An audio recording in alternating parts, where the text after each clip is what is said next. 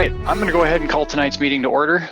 It is May 6th, 2020, 7 p.m. This is a regular meeting plus a public hearing. Go ahead and have everybody go ahead and stand for the Pledge of Allegiance. If everybody take a look either at Pat Becker or our Chief Ernie Junker, they have a flag there that we can do this with. All right. I pledge allegiance to the flag of the United States of America and to the republic for which it stands, one nation, under God, indivisible, with liberty and justice for all. All right. Thank you, everybody. We'll go ahead and move on to tonight for on the agenda. Has everybody had a chance to take a look at tonight's agenda? Yep. All right. Then I'll go ahead and call for a motion to approve tonight's agenda. Pat Becker makes the motion to approve the agenda. I have Dan a motion Thielen, by second. Pat. I have Dan Thielen, second. All right, I have Dan Thielen with the second. Any further discussion? All right, then we'll go ahead and do a roll call vote. Pat Becker, Yes. Jan Sheets, Yes. Dan Thielen, Yes. Troy Hushley, Yes. and myself votes yes. Agenda is approved. We'll go ahead and move on to tonight's consent agenda. Anybody have any comments, questions, concerns? I make a motion to approve the consent agenda. Dan Thielen. I have a motion by Dan to approve. Troy with the second. I have Troy with a second. Further discussion? All right, roll call vote again. We'll go ahead with Pat, Yes. Jan, Yes. Dan, Yes. Troy, Yes. and I will go ahead and vote yes. Motion carries. Consent agenda is approved. I will go ahead and now make a motion to close the hearing or close the regular meeting and go open up the public hearing. This would be a proposed 2020 improvement project by Kent Luagi, our city engineer for Bolton and Mank. All right, can you guys see the presentation on your screens? I can. Yeah, very good. Okay. So the presentation I have tonight is basically a summary of the 2021 improvement project preliminary engineering report that I presented to council in March. The order that will cover topics in this presentation is we'll talk about the existing conditions first, then the proposed improvements, and then get into costs and funding and assessments. I got to navigate so I can see here and make sure I'm tracking along on my screen. Okay, so the project area is shown in red on this map. It's located in the northeast corner of Highway 22 and Stearns Avenue. It's on Brook Street between Stearns and Coleman, Maple Street between Stearns and Coleman, Bell Street between Stearns and Coleman, Rose Avenue from Brooks to Bell, and on Coleman Avenue from Brooks to 150 feet east of Bell.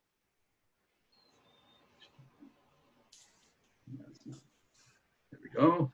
Okay, so the existing sanitary sewer in the project area on Brook Street, it's a 10-inch clay pipe that had a cured in place pipeliner installed in it in 1988.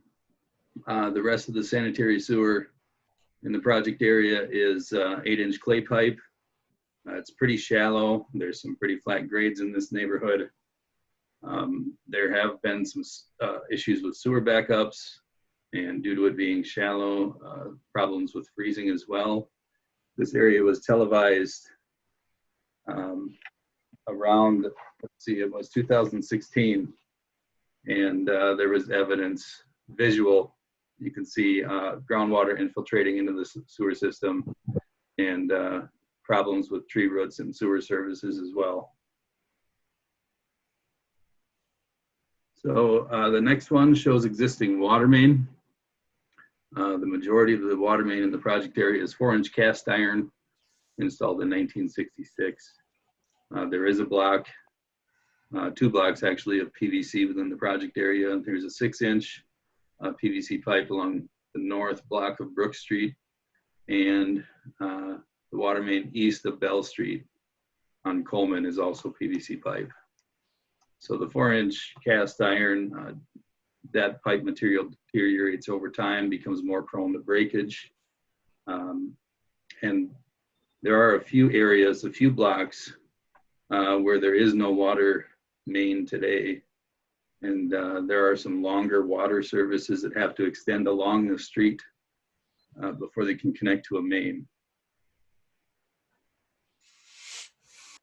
Existing storm sewer in the project area is very minimal. There's a culvert under Bell Street near the Rose Avenue intersection. There's a couple culverts on Coleman near the Brook Street intersection, and there's a little bit of city storm sewer that went in 2014 at the Coleman Brooks intersection. Otherwise, the drainage in this area is pretty poor. There's a fair amount of ponding in yards when it rains or during spring snow melt. The existing street surfaces are pretty deteriorated. There's settlements, cracking, potholes. The widths of the existing streets range from 18 to 20 feet wide, and there is no curb and gutter in this project area, except for along Coleman, east of Bell Street. So the proposed improvements, I'll just flip to the map here. Generally, the 10-inch main along Brook Street would be replaced with the new 10-inch PVC main, and all of the sewer mains on the rest of the project would be replaced with new 8-inch PVC. The sewer manhole at Coleman and Brooks here is pretty deep, so we would plan to run a new sewer main along Coleman Avenue and carry that depth throughout the project to help out some of those depth problems and freezing issues that are occurring at this time.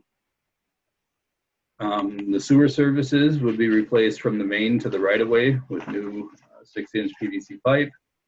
There would be new precast concrete manholes, and we would also plan to take some of the sewer services that in this area, there, for instance, there's along a sewer service from this apartment building that runs over to Bell Street.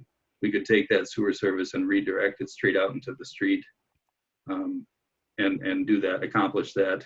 Anywhere else, that's a problem as well. The water main improvements include replacing all of the cast iron pipe with new 8-inch PVC pipe. The existing PVC pipe would stay in place. We would replace the valves and the hydrants on the mains, add new valves and hydrants where they're needed. We would replace water services from the new main to the right-of-way, including a new curb stop shut off at the property line. And we would add water main on this block of Brook Street between Stearns and Rose, and on this block of Coleman between Brooks and Maple, where there is no water main today. And that will provide better looping, better water distribution, and it will also help us straighten out some of the long water services that exist in this project area as well. So the storm sewer would generally include installing new precast concrete pipe that vary in diameter from 12 to 21, 24-inch pipe. There'd be new precast concrete manholes and catch basins. And generally, we would plan to install a set of catch basins at every intersection or low point in the project area to clean up the drainage characteristics of the neighborhood and get the water in the pipe instead of letting it lay on the street. Proposed streets would include, I'll flip back and forth a little bit here, would include excavating and completely reconstructing the street. We're planning to have new surmountable concrete curb and gutter on all of these streets. The street width is going to vary depending on the available right-of-way. Brook Street and Rose Avenue only have 33 feet of platted right-of-way. So those are planned to be 28 feet wide. And Coleman, Maple, and Bell are planned to be 36 feet wide. Like other street reconstruction projects, we'll have to disturb driveways and sidewalks and stuff and boulevards in order to build the project. Those will be reconnected to the new street. Boulevards will be regraded to match up to the new street elevation. And it's likely that we will have to remove some trees in order to construct the improvements.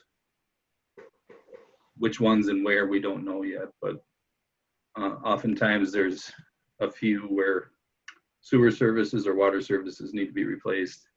Sometimes that requires a tree to come down, or even just to build the new street to the desired width would require trees to come down on occasion.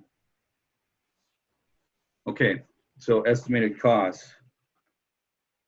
We looked at a couple different funding sources for this project.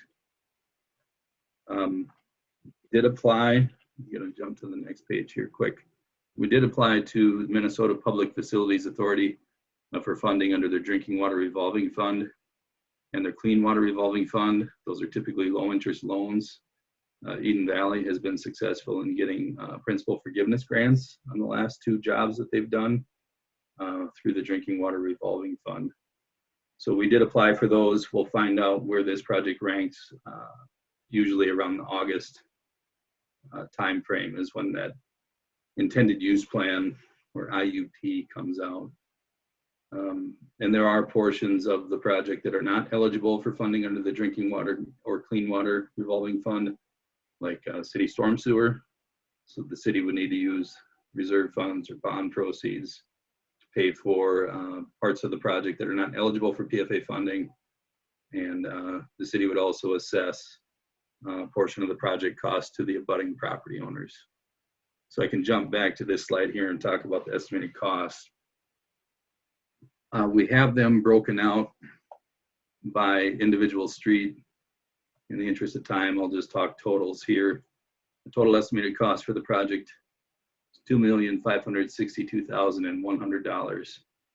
Of that total, project work that would be eligible for the Clean Water Revolving Fund is $1,142,100, and work that would be eligible for the Drinking Water Revolving Fund is $1,003,800, and work that would need to be city funded is $416,200.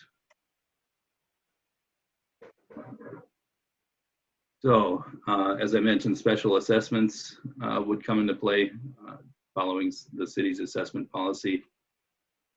And the city's assessment policy says that reconstructed streets, 40% of that cost is assessed back to the abutting property owner. And the preliminary assessment rate is $52.27 a foot. Replacement curb, where there is a curb there today and it gets replaced as part of the project, 40% of that cost is assessed to the abutting property. That's estimated at $9.60 a foot. And new curb, which would be the majority of this project. In other words, where a street is reconstructed that has no curb currently, and the new street does have curb, 100% of that cost is assessed to the abutting property owners. It's estimated at $24 a foot. The preliminary assessment rates that we're showing here are based on the preliminary cost estimate. The final assessment rates would be based on actual construction costs. So moving forward, if the council proceeds with the project, council would authorize preparation of plans and specifications. We would get our survey crew engaged and proceed into design of the project. The project would be bid next spring, majority of construction completed next year. We leave the top layer of pavement off that first year in case there's any trench settlement. Then the top layer of pavement can go on the following year. And then once the project is mostly completed, we calculate the final assessment amounts based on the actual construction costs and conduct the assessment hearing in 2022. And at that assessment hearing, that's the final assessment amounts are presented there. The council would adopt the final assessments, and then the property owners would have 30 days to pay off that assessment in full with no interest. Or the And can I assessment, interrupt you? yes. The final assessment hearing would be 2020. Never mind. Okay. The assessment amount could be paid off in 30 days with no interest, or it could be placed on taxes to be repaid over 15 to 20 years with interest. And that repayment term and interest rate is set by the council at that assessment hearing. So we kind of touched on this already. Here's the schedule that we've been talking about. We presented the preliminary engineering report to the council in March of this year. We're conducting the public improvement hearing right now. And then there's a lot of design work in between these two steps. We would approve plans and specs, authorize advertisement for bid February of next year, open bids in March, award contracts, and get into construction May through November of next year. And then the assessment hearing where the final assessment roll is adopted would be in the fall of 2022. That's all I have. Any questions? You were talking about the dates there, Kent. This Yes. is Brent, by the way. So you're anticipating that this project would take from May to November, or is that you're just taking into account just a regular construction season? Yeah, I'm just throwing a big window out there right now. Okay. Yeah. It could occur There anywhere. are 9 people here for during the public hearing portion of it. If any of them have anything to say how you want to move forward with that.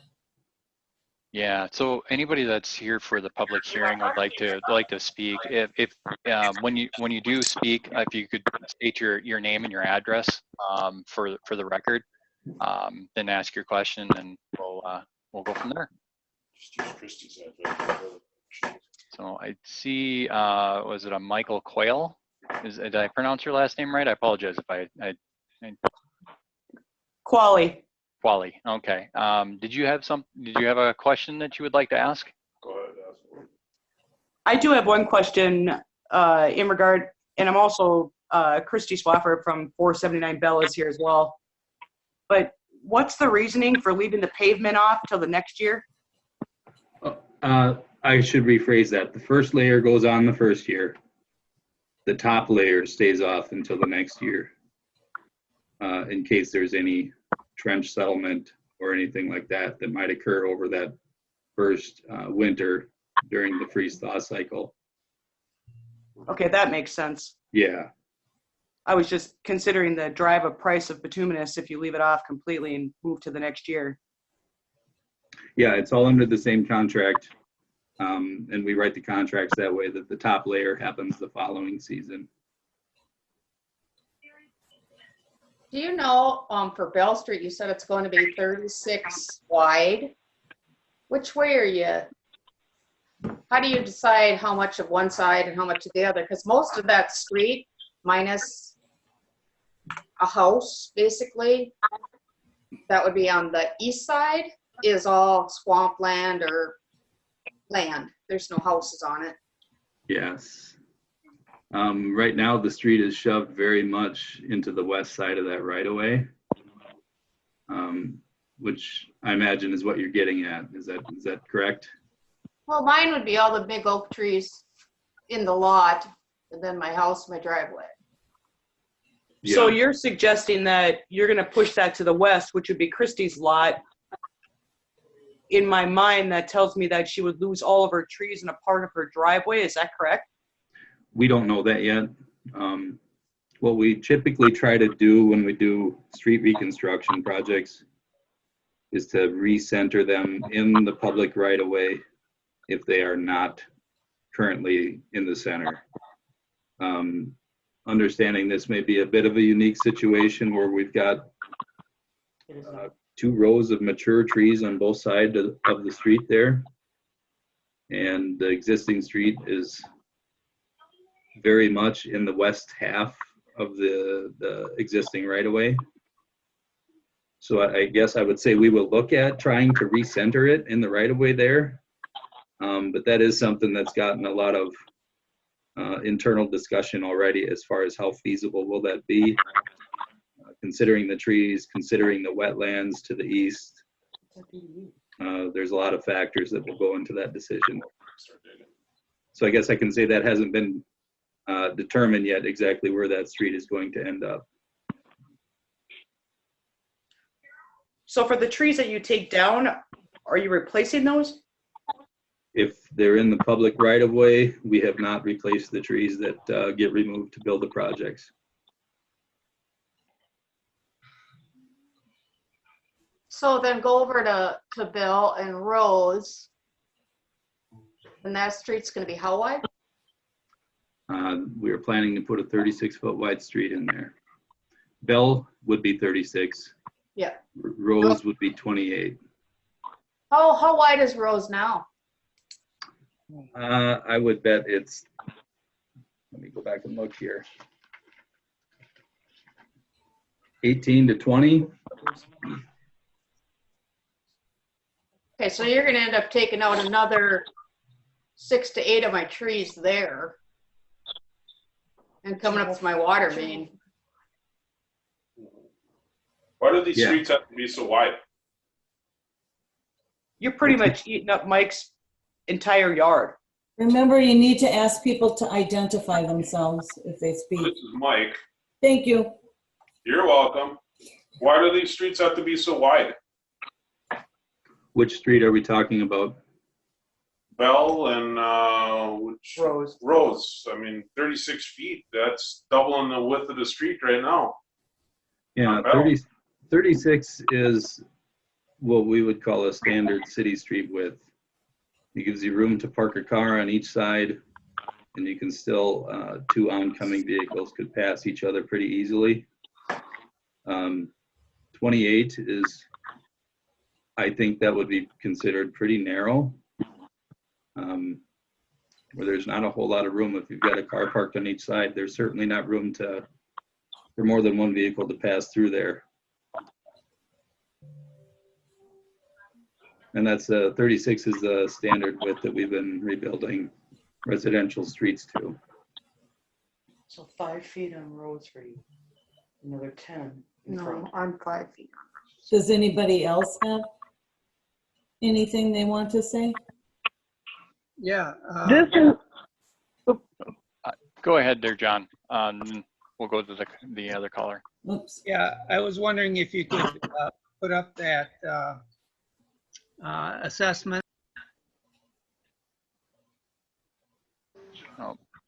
Oh, the table? Yeah, the table. There you go.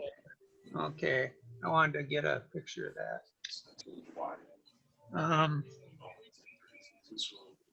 Okay.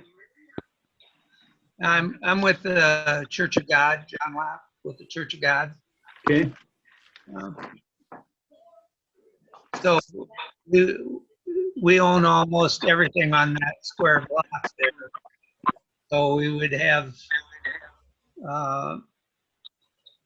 for every linear foot all the way around that block, we'd have to pay that assessment, right?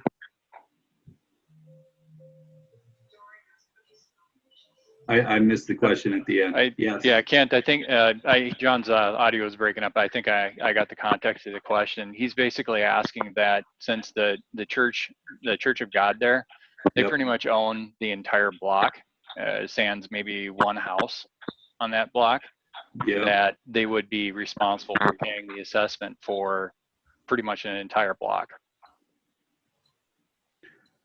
Yes, that is how it breaks down. Okay, that's But what there is the city assessment policy does have a break. I didn't talk about that for corner lots. Let me see if I can pull up the screen here.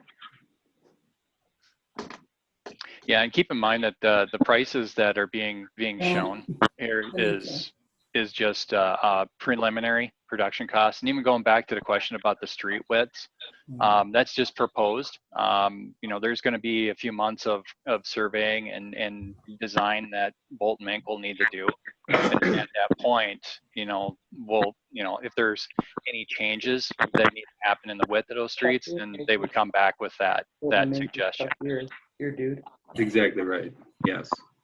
I don't know who Uh, the guy was. The city's assessment policy, let's look at just a regular corner lot here.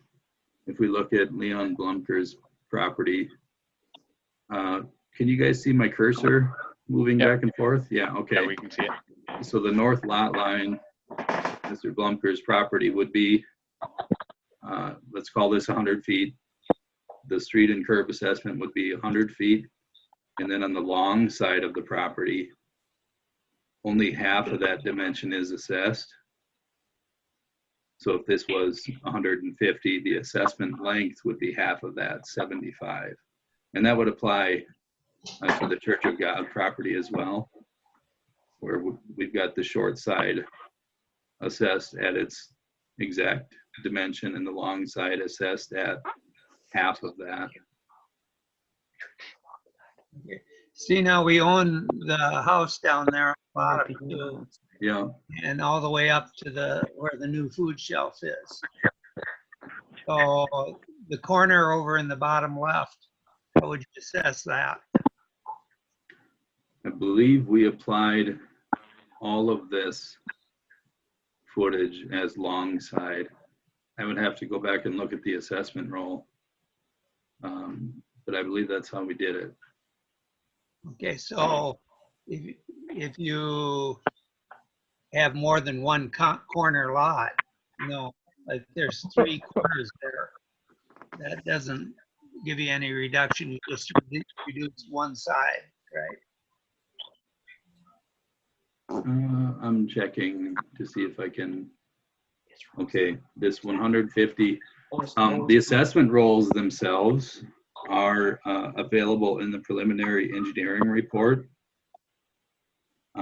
which I believe can be, you can gain access to that through the city website.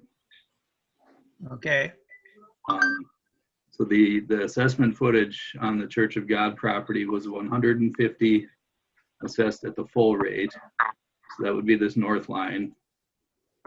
And then if I am able to manage this all at the same time.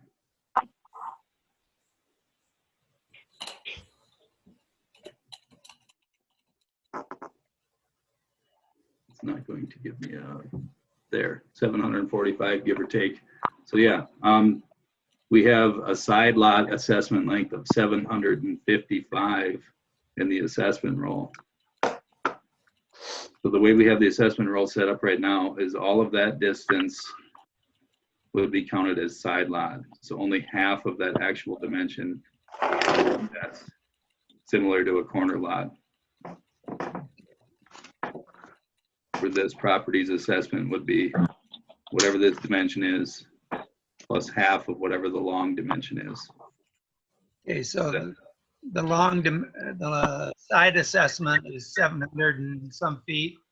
So half of that would be 350 plus 150. So that'd be 500 linear feet. 527 and a half is what I have in the assessment roll. Yeah. I was just kind of close. Yep. Yep. Okay.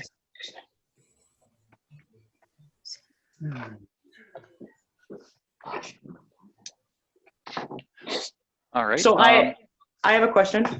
This is 479 Bell. All right, go ahead.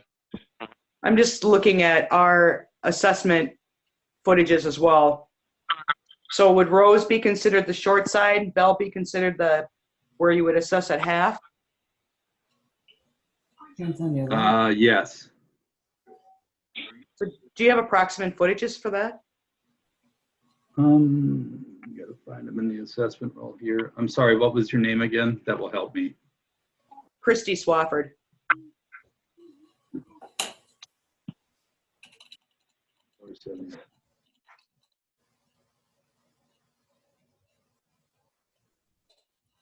There it is. Okay.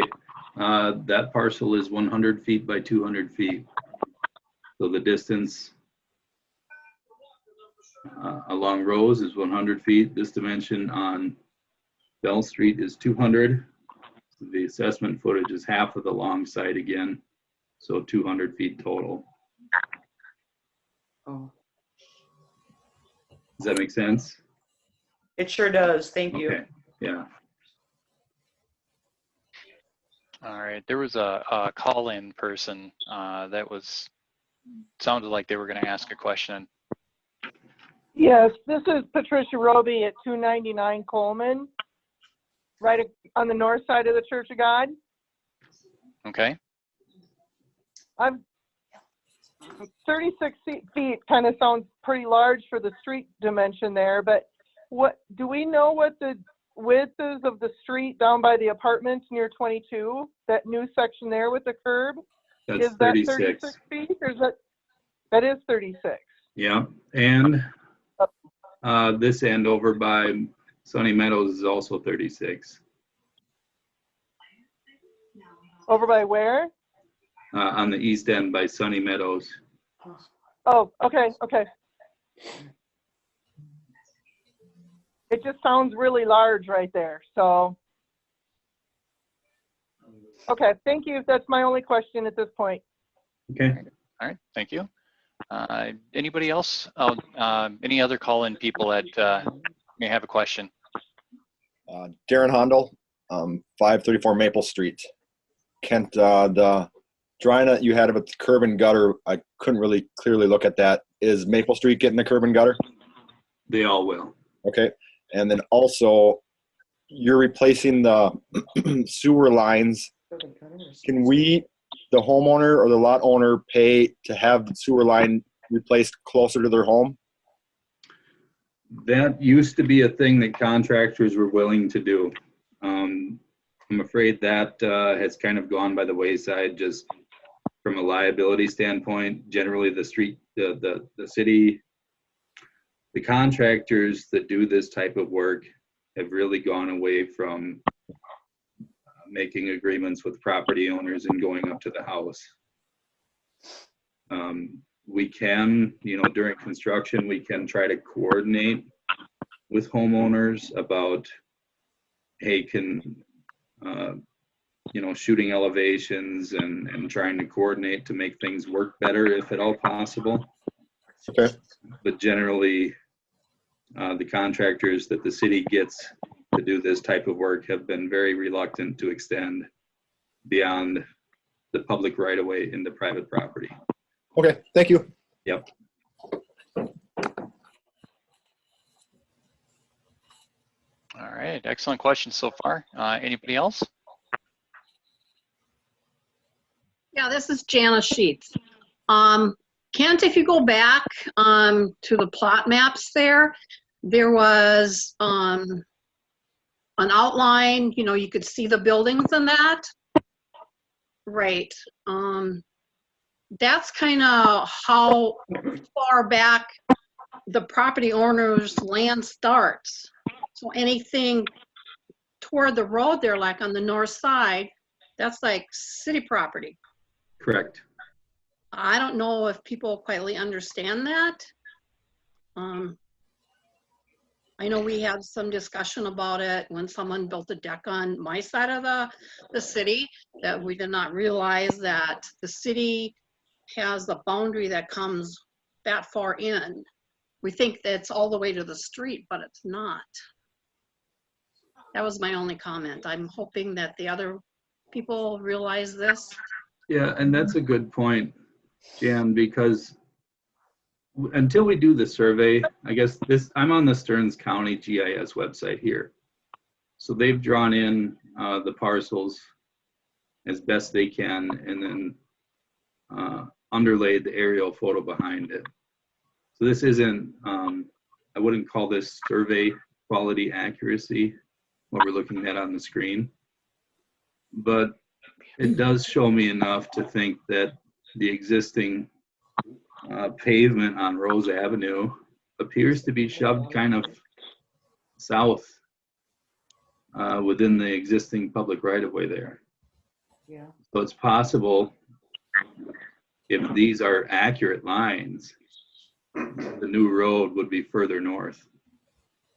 But we won't know that until, you know, exactly where that is and what those distances are until we get the survey done.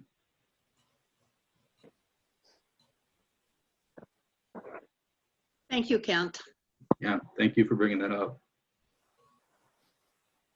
So I have a question then. Is there a reason that you're sticking with 28 instead of 36? Because, sorry, go ahead. They're on Rose? Because if you've got the 30, if you've got enough right away, you know, you could go ahead and make it 36, couldn't you? That's the issue with Rose and Brooks. The public right-of-way is 33 feet wide in those areas, which is the same thing that we encountered on the south end of town. If we follow Brooks all the way to the south end, oh, I'm outside of Stearns County, but it's the same thing there. If you follow Brooks to the south, that is a 28-foot wide street. So are Emily and Jeannie down there, and the reason those are that way is because it's a 33-foot wide right-of-way. So that, and that worked well in that neighborhood. It's about as tight as we can squeeze a street into that that amount of public right-of-way. Okay. So that, yeah, so if you move that over, it'd take out about half of our concrete there. Potentially. Again, yeah, we don't really know until we survey it.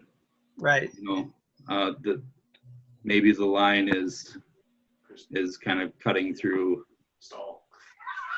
somewhere closer to the road, but so we'll are be you looking gonna, The other side of the house. so what are you gonna do about the electrical poles that are in the right of way? Those typically have to stay in the right of way. We do coordinate with the private utilities during construction where if they have to move to accommodate the new street, they will do that. Yeah, like right there at the corner there, Right. there, yeah. I know that's, and there's another one. There's another one about halfway down the property line, right by the concrete there. On the Oh, house, sure. Yep, right there. there's one there. Because we had this surveyed when we did the new food shelf. We had to survey the whole lot there. Oh, And right. they're actually quite a ways out from the property stakes. So you make that Yeah. 20 feet wide and center it, they're gonna have to move utility poles. Yes, that does happen where if they have a line of poles that runs along a street, they're typically running parallel with the street. And if the street gets moved, the poles move with it. Oftentimes they get shoved closer to the actual property line to accommodate the new street. Okay.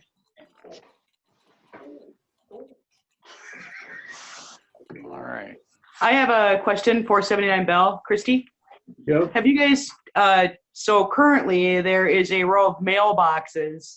Are you guys considering box style like in Sunny Meadows, or have you talked at all about that? That is not up to us or the project. I believe that is up to the post office, if I'm not mistaken. That is correct. Okay. Great Thank you. question, though. All right, I'm going to be looking to perhaps start winding this down here. Any last questions from everybody on the call? And Brent, sorry to interrupt, but we can have and we were planning to do this before the COVID-19 situation. We are planning to do open houses where we can sit down at City Hall, hopefully someday, and people can come in and ask these type of very specific what's happening at my place questions during the design phase when we might have some more answers, and just get feedback from property owners on what they would like to see happen if things can be accommodated, you know, during the project. Yeah, I know typically that's how a normal run up to an actual street project usually works. Yeah, let us keep us in the loop on that. Yep. We'll we'd probably want to have probably a couple. Make Yep. sure everybody knows what we're looking to do. And most of all, get feedback. Absolutely. Yep. Yeah, I noticed the house for Todd Donay there that you just had up there. Is that guy's garage half on his property? The guy to the right, Sandry. Yeah, it comes down to these GIS maps. They're basically overlaid aerial over aerial photos. These are good for like approximations of where everything is at. What Kent was talking about a little bit ago is when they actually start doing the surveys and that they actually survey the area, they'll go and look for the actual geological markers if they're still in the ground, and start being able to come up with a more precise map of where the streets are and where the right-of-ways are in that area. Okay. Yeah, it's one. Yeah, I see what you're looking at there, John. And yeah, it's again, these are just used for just approximations. Okay, well, half a garage is a pretty big approximation. Oh, true. Very, very true. What we're looking for when we do our surveys is hoping we can find enough corners and irons and stuff along a block or a span of 2 blocks that we can line them up and say, here's the right-of-way line. And we know we've got 33 feet, so we set another line 33 feet away, and that should line up with the irons. It rarely does. Very neat and tidy, just intersect all of them. Yeah. But that's what we're looking for. We're not necessarily looking for where is this line, because that doesn't really affect our project. Right. But it might affect Todd Yep. at some point. Okay. Thank you. Mhm. You're welcome. Okay. All right. With that, I'd like to go ahead and wind the public hearing down. Go ahead and ask for a motion to reopen the meeting.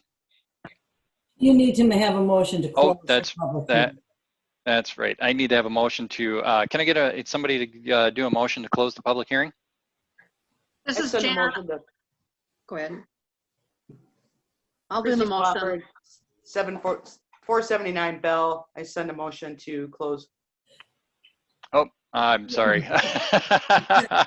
Yeah, since this is all new to all of us, usually with motions and that's usually done by the city council. But appreciate the motion though. I thought that's what you was asking for. I'm sorry.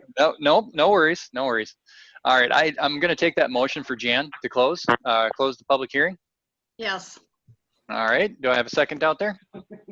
Second by Dan. All right, Dan with the second, and we'll go ahead with the roll call vote. Pat? Yes. Jan? Yes. Dan? Yes. Troy? Yes. And Brent with the yes, then we'll go ahead and consider the public hearing closed, and we'll go ahead and reopen the regular meeting. And we'll move right on to Resolution 2020-14. This will be the resolution for the improvement project by our city engineer. This would be the resolution ordering improvement and preparation of plans for the Coleman Avenue, Rose Avenue, Brook Street, Maple Street, Bell Street for construction of streets and utilities. We'll go ahead and open up the resolution for discussion by council.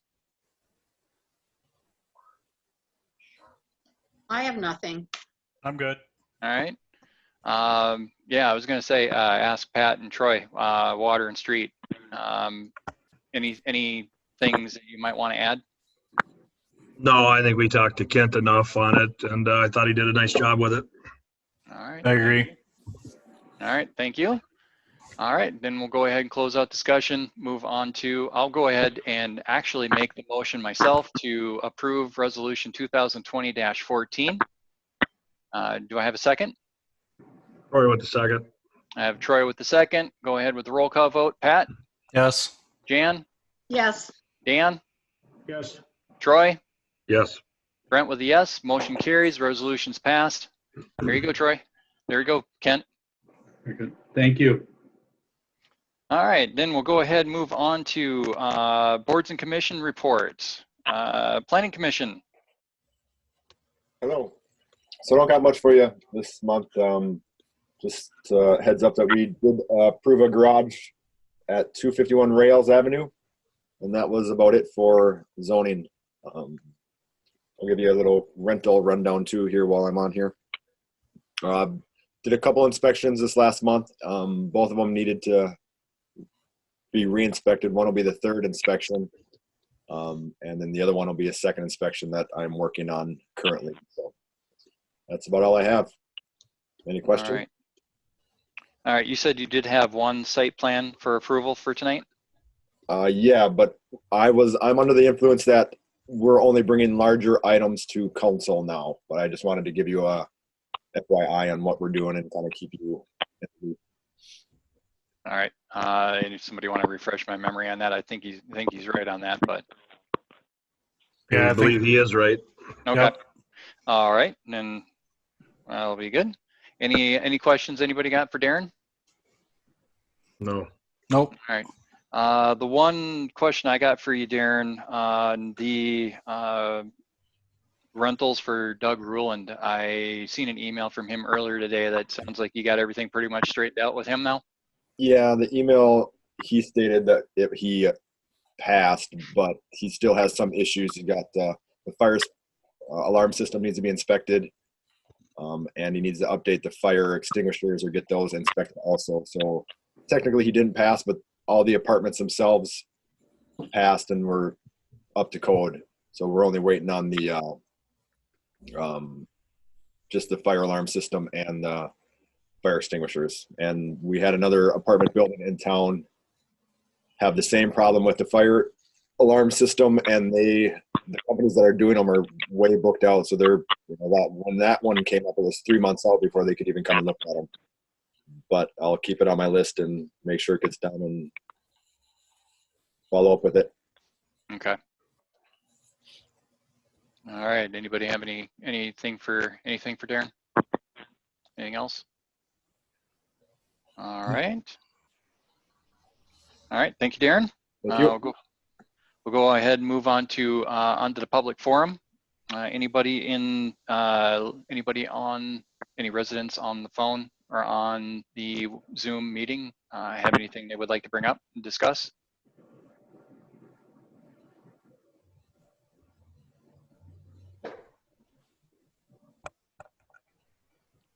All right, hearing none, I'll go ahead and move on to going ahead to City Hall construction. So Cindy, is this one of your items? It is. I know I sent out to you the different quotes, and I was asked to get specific numbers back from the other company instead of estimated costs. And so in your packet, you have now a list of the company Avex and the company Marco on their bids, and that's for the microphones that would be replaced. These are hanging microphones along with a camera system so that we can record them. And then Arvid can use that recording as well. And then a television so that we can use that for holding presentations like we did tonight with the engineering, be able to utilize the television.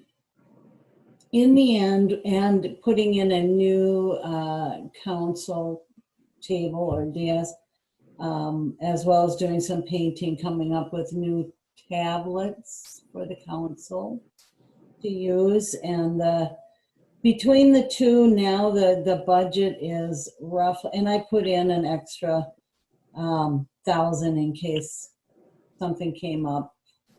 The budgeted now total is for the one company is 33,800 and the other company is 32,765. And that includes the new table and it includes all of those things. So really, I'm looking for an approval to move forward, even if it's just an approval for the table to move forward. I think we have a good design working with the company here to build the table. Yeah. Thoughts? All right.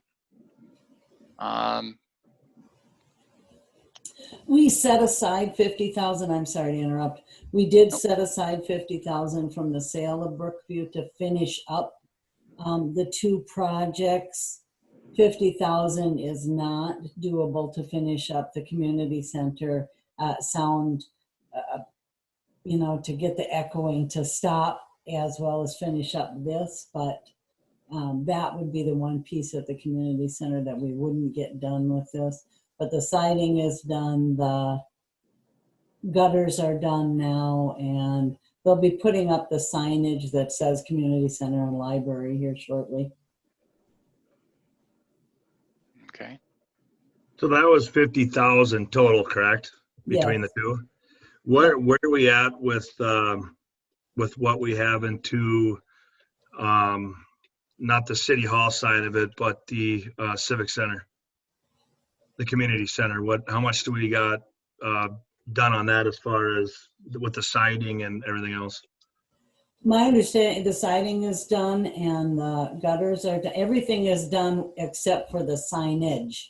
And that she's doing to put up for where it says library and that wording that'll actually say community center.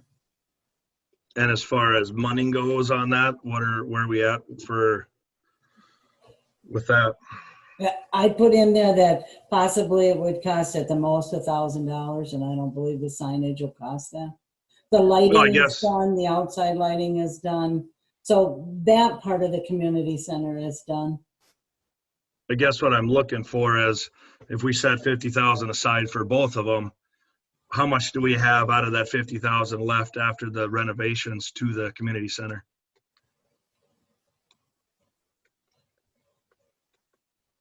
I'm not quite sure what you're asking me, but the cost to the civic center side of it would be about 3,300. So we would have about 18,000 left of that 50,000. I don't know that the people that I've talked to on my understanding with the community center, what's left to do there is getting the echoing, the putting up a barrier up above, and all the recommendations that I've talked to the companies who do that when I tell them that we have about 50,000 is they have told me to make sure I'm utilizing hanging a quilt on getting some fabric into the building because it's very costly to hang those panels. Yeah, I guess what I was referring to is when we discussed between the two, we had a $50,000 budget. And what's left of that budget for the city hall, I guess, if we're looking at this electronics, where are we at with that?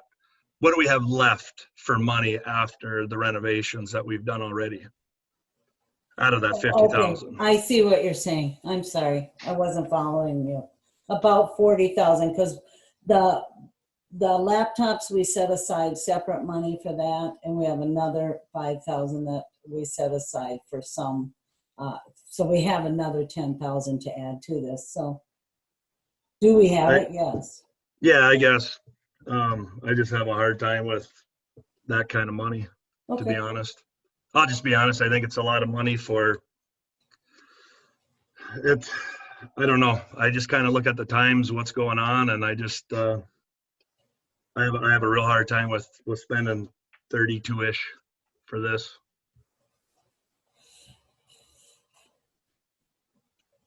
Yeah, this is Jan. I really question the dollar amount too and how much we're gonna stick into that. And like you said too, with how it, the economy and everything's going, we really need to think about this.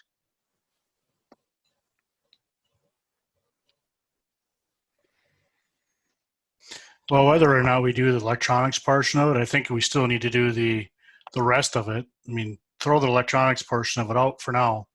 I think we, at the very least, need to do the table, painting, and all that other stuff. Oh, And- I agree with and change I the agree room with you around. there, Pat.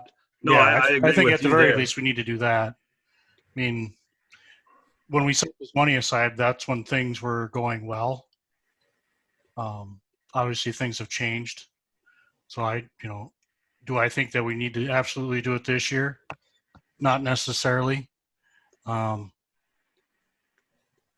Just keep in mind that those electronic costs, like anything, will not go down. Yeah, that's going to be the point. I agree. That is a lot of money to spend on on electronics for it. But some of the things, and I agree. We maybe this is because of the situation, maybe we don't do portions of the ideal plan. And that's certainly something that we can discuss and we can break down if we need to. Yeah, it's unfortunately that stuff isn't cheap. You take a look at when we were holding meetings at City Hall, the equipment that Arvik would come in with, those cameras unfortunately are not cheap. Being able to get decent recording, audio recording. I know we've all probably sat down and watched at least a little bit of our meetings. And there always usually is one councilman that's blaring through the through on audio, and then there's another one that's not not being picked up as well. Could that be things that we could be adjusted? If somebody sat for an afternoon and played around with our existing equipment, perhaps. But the other thing we got to keep in mind too is that if we move forward with getting the new table, getting the getting the wall closed up, moving the room around, there still is going to be some wiring costs to move the existing equipment over. And then the table will have to be changed because the microphones in our existing table they're all bolted to the table itself. So that would alter the design of the table. I'm not trying to push anybody either way. I'm just, this is where my head is at when we're talking on this, on what comes to mind. So is there a way that we could thread the needle on this and do portions of it this year?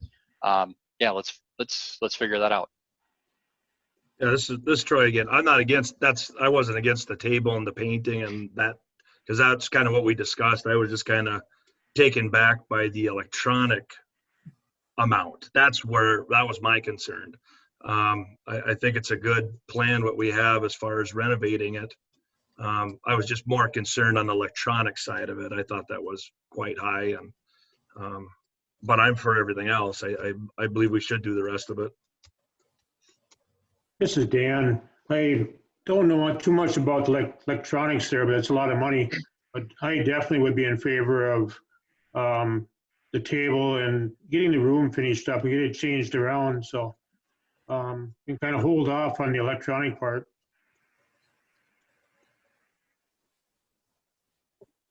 Do we know, is there a way that we can put Brent was mentioning the sound quality at the very least? Is there a way we can mount the mics and get some of that in place and reduce the cost of the project, or is that the bulk of the project? I guess I haven't looked at the proposals as of late. Yeah, I was just going through our packet where Cindy had put in the different, put in the that with the different quotes, and I don't see like a per priced item for some of the stuff, you know, like the TV, for instance, or the On the one there is, on the or the other one there video. isn't. Yeah. Yeah, I got Marco's up right now. You know, I'm assuming that what you're getting at, Pat, is, you know, can we at least do maybe do the audio portion of it now, so we're not drilling holes in that brand new table to put our existing mic system in. Yep. And get the at least the audio portion put in. I'd be all for that, because cameras and TVs are gonna, you know, they're gonna cut, you know, they're gonna be the, you know, they're gonna take a decent chunk of that. Microphones are about $1,400 a piece. To Yeah, put there's four. We'd need 4 of them: 2 over the council, 1 over the lectern where the presenters stand, and then 1 or 2 over your staff table. Cindy, something else that we talked, you know, that you and me talked about when looking at these quotes, the TV, I was looking at the AVX, I'm back looking at the AVX one, and they've got a commercial grade Sony 85-inch TV for $4,800. I remember you and me talking about that. You want to, you know, kind of way you explained it to me, why that TV costs $4,800 versus an 85-inch at Walmart that costs maybe $2,000. Both of them, and originally they gave one with a residential for about $2,300, and both companies do the work. You know, if the computer or the TV goes down, they come, they deal with it, they get it, they replace it, they bring us a replacement, they take it away. If it's a residential, it's Darla and I taking this thing to Best Buy or packaging it up and shipping it off. Is there a value in having a commercial? Sure, that there's a 3-year warranty and we get the company to do the work. If we have a residential and it doesn't break down, it was certainly worth saving the money. I mean, I have a TV at home that I've had for 8 years. Other people are bringing them and mailing them back all the time. So that's one of those that, could we live without a commercial TV? Yes, we could. And both of them now have pricing for commercial TV, and they came in both similar in price. And that's because I asked AVX to do the commercial pricing, because originally they had done the residential. And I can talk to them about different microphone systems as well. There's wireless microphones as well. I mean, we have 2 wireless microphones. We put one on the staff table and then we put one at the lectern. That could be something that we do for a period of time as well for the council. Something else I was looking at, Cindy, on the AVX, and then on, well, actually, going to the Marco one, there is some fire hall equipment in there too. Ignore that, because that Okay. I didn't even put on the sheet. Okay, so would that then turn, you know, instead of it being $25,000 for Marco, it would end up being I $20,000? listed on the construction note that I gave you, it's $20,000 for Marco to do. Oh, all right. Yeah. I should have been paying attention. That's All right. great. It was a conversation that at one time the chief and I had about, he would like to see a television that they could use at the fire hall. And so I thought, Marco is standing here, he can give me a ballpark for the fire hall as well. And Okay. they put it on the same sheet, so. Okay.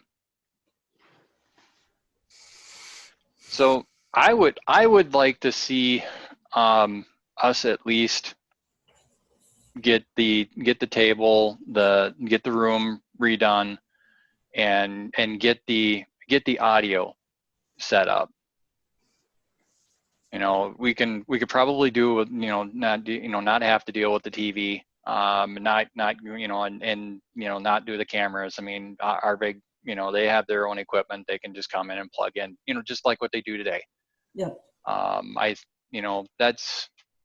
guess that's where I'm looking at, if, what's everybody else's thoughts?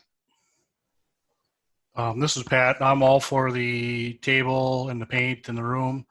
And I also am for the audio portion of it, but I think I'd like to see numbers on that before I approve that part of it. Mm-hmm.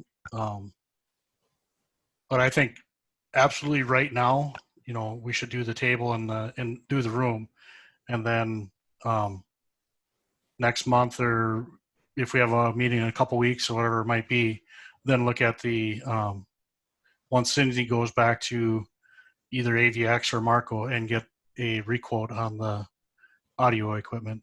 But I think we, with the audio equipment, we need to look at who we might think we're going to go with the entire project. Because if you go with, say, AVX on the audio and then Marco on the video portion of it, it doesn't necessarily always work well that way. You know what I'm saying? Yeah. So one of the questions I had for Cindy, and I'm sure she has thought about this some, is if she were to pick one of the two companies that she feels comfortable with, because she's going to be the one that has to work with them, in the long run, like it or not, all of our jobs are temporary. So eventually she's going to be the one that has to work with them. So I guess my question is going to be for Cindy is, if she were to move forward, which one? They're close enough in price that whatever one she feels most comfortable with is the one that I think we should go with. The company anyway.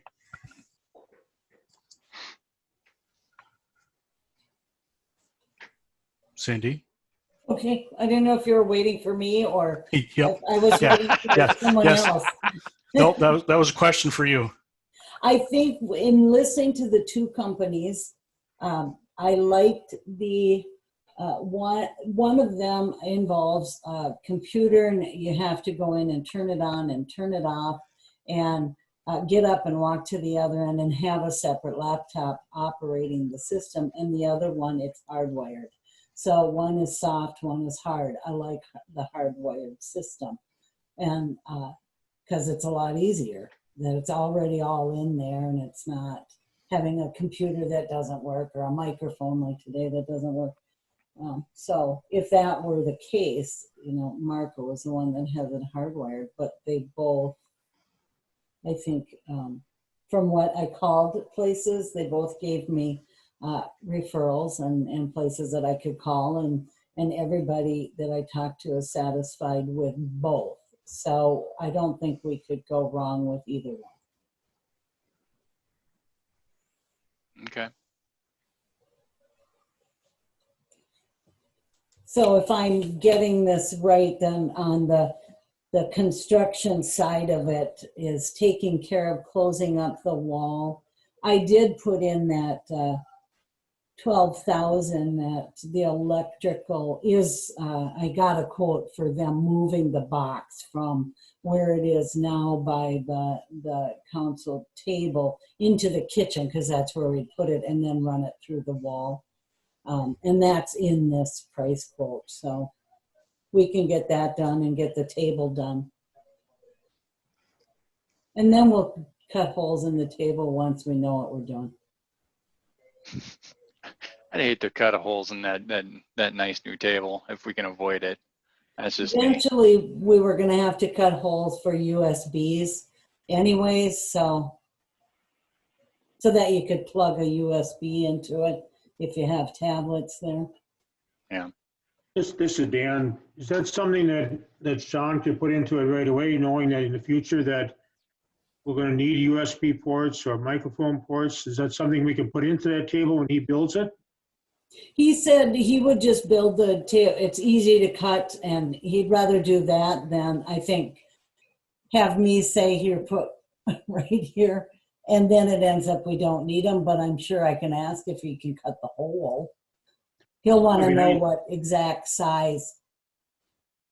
It'd be we're gonna- nice if he cut the holes before he does all this finishing and stuff. That's where Yeah. I'm going with this. They always cut the holes afterwards, Dan. Yeah, Okay, From every project I've seen, they make the table, and then they cut the hole and put the bezel or whatever you want to call it wherever you want it. So either way, it's going to get cut after the table's built. okay. All right, so sounds like sounds like the construction and the table is in agreement. So we'll tackle that, and we'll tackle a motion for that here in a second. So on the audio part, well, actually no, I forgot. Pat, you wanted to get another quote on that. So we okay with getting a breakdown, like a phase 1, phase 2 type thing? Like phase 1 has the audio, has the base the base equipment for audio, and then like a phase 2, which would have have all the the visual aspects of it. I'm good with that. How about the That's rest of fine it? with me. Okay. All right, Troy, Jan. Yeah, that's fine. Okay, so we don't need a motion on that, but I'll go ahead and anybody want to make a motion on the construction side? This is Pat. I'll make the motion to move forward with closing the hole in the wall, cleaning, painting the room, and building the table and having it installed. All right, I have a motion anybody for a second? Can I have some discussion? Absolutely. Okay, so if you're gonna build a wall, don't we have to have all the electrical cords in that go through there? So wouldn't we have to put that in there too first? Yeah, that's part of what Troy's motion covers is the construction costs for Okay. rearranging the room, building the table, getting it installed. That Okay, was my I just- motion. That was Pat. Troy. Sorry. I just wanted to verify that. Thank Yep. you. No, Jan, I no think you problem. stepped away right about the time we were discussing some of that. So Okay. All right. The motion is to Dan. All right. I have a second by Dan. Any last discussion? All right. And I'll try to keep everybody's name straight on the roll call. Pat, yes. Jan, Yes. Dan, Yes. Troy, Yes. and I'll go ahead and go yes. Motion carries. That portion of the project is now approved. All right. And now on to departments. So on to Cindy. the only other thing I have are the bills that you have before you, and there is one from a Teelan machine, so when we get to the motion. All right. All right. Anybody have any questions on the tonight's bills? No. All right, then I will go ahead and make a motion to pay the bills except for Thielen Machine. Troy with the second. I have Troy with the second. Roll call. Pat, Yes. Jan, Yes. Dan. Yes. Oh, yep. And Troy. Yes. All right. And then I'll go ahead and make a motion to pay Thielen Machine. And then we'll Pat. go. Pat with a second.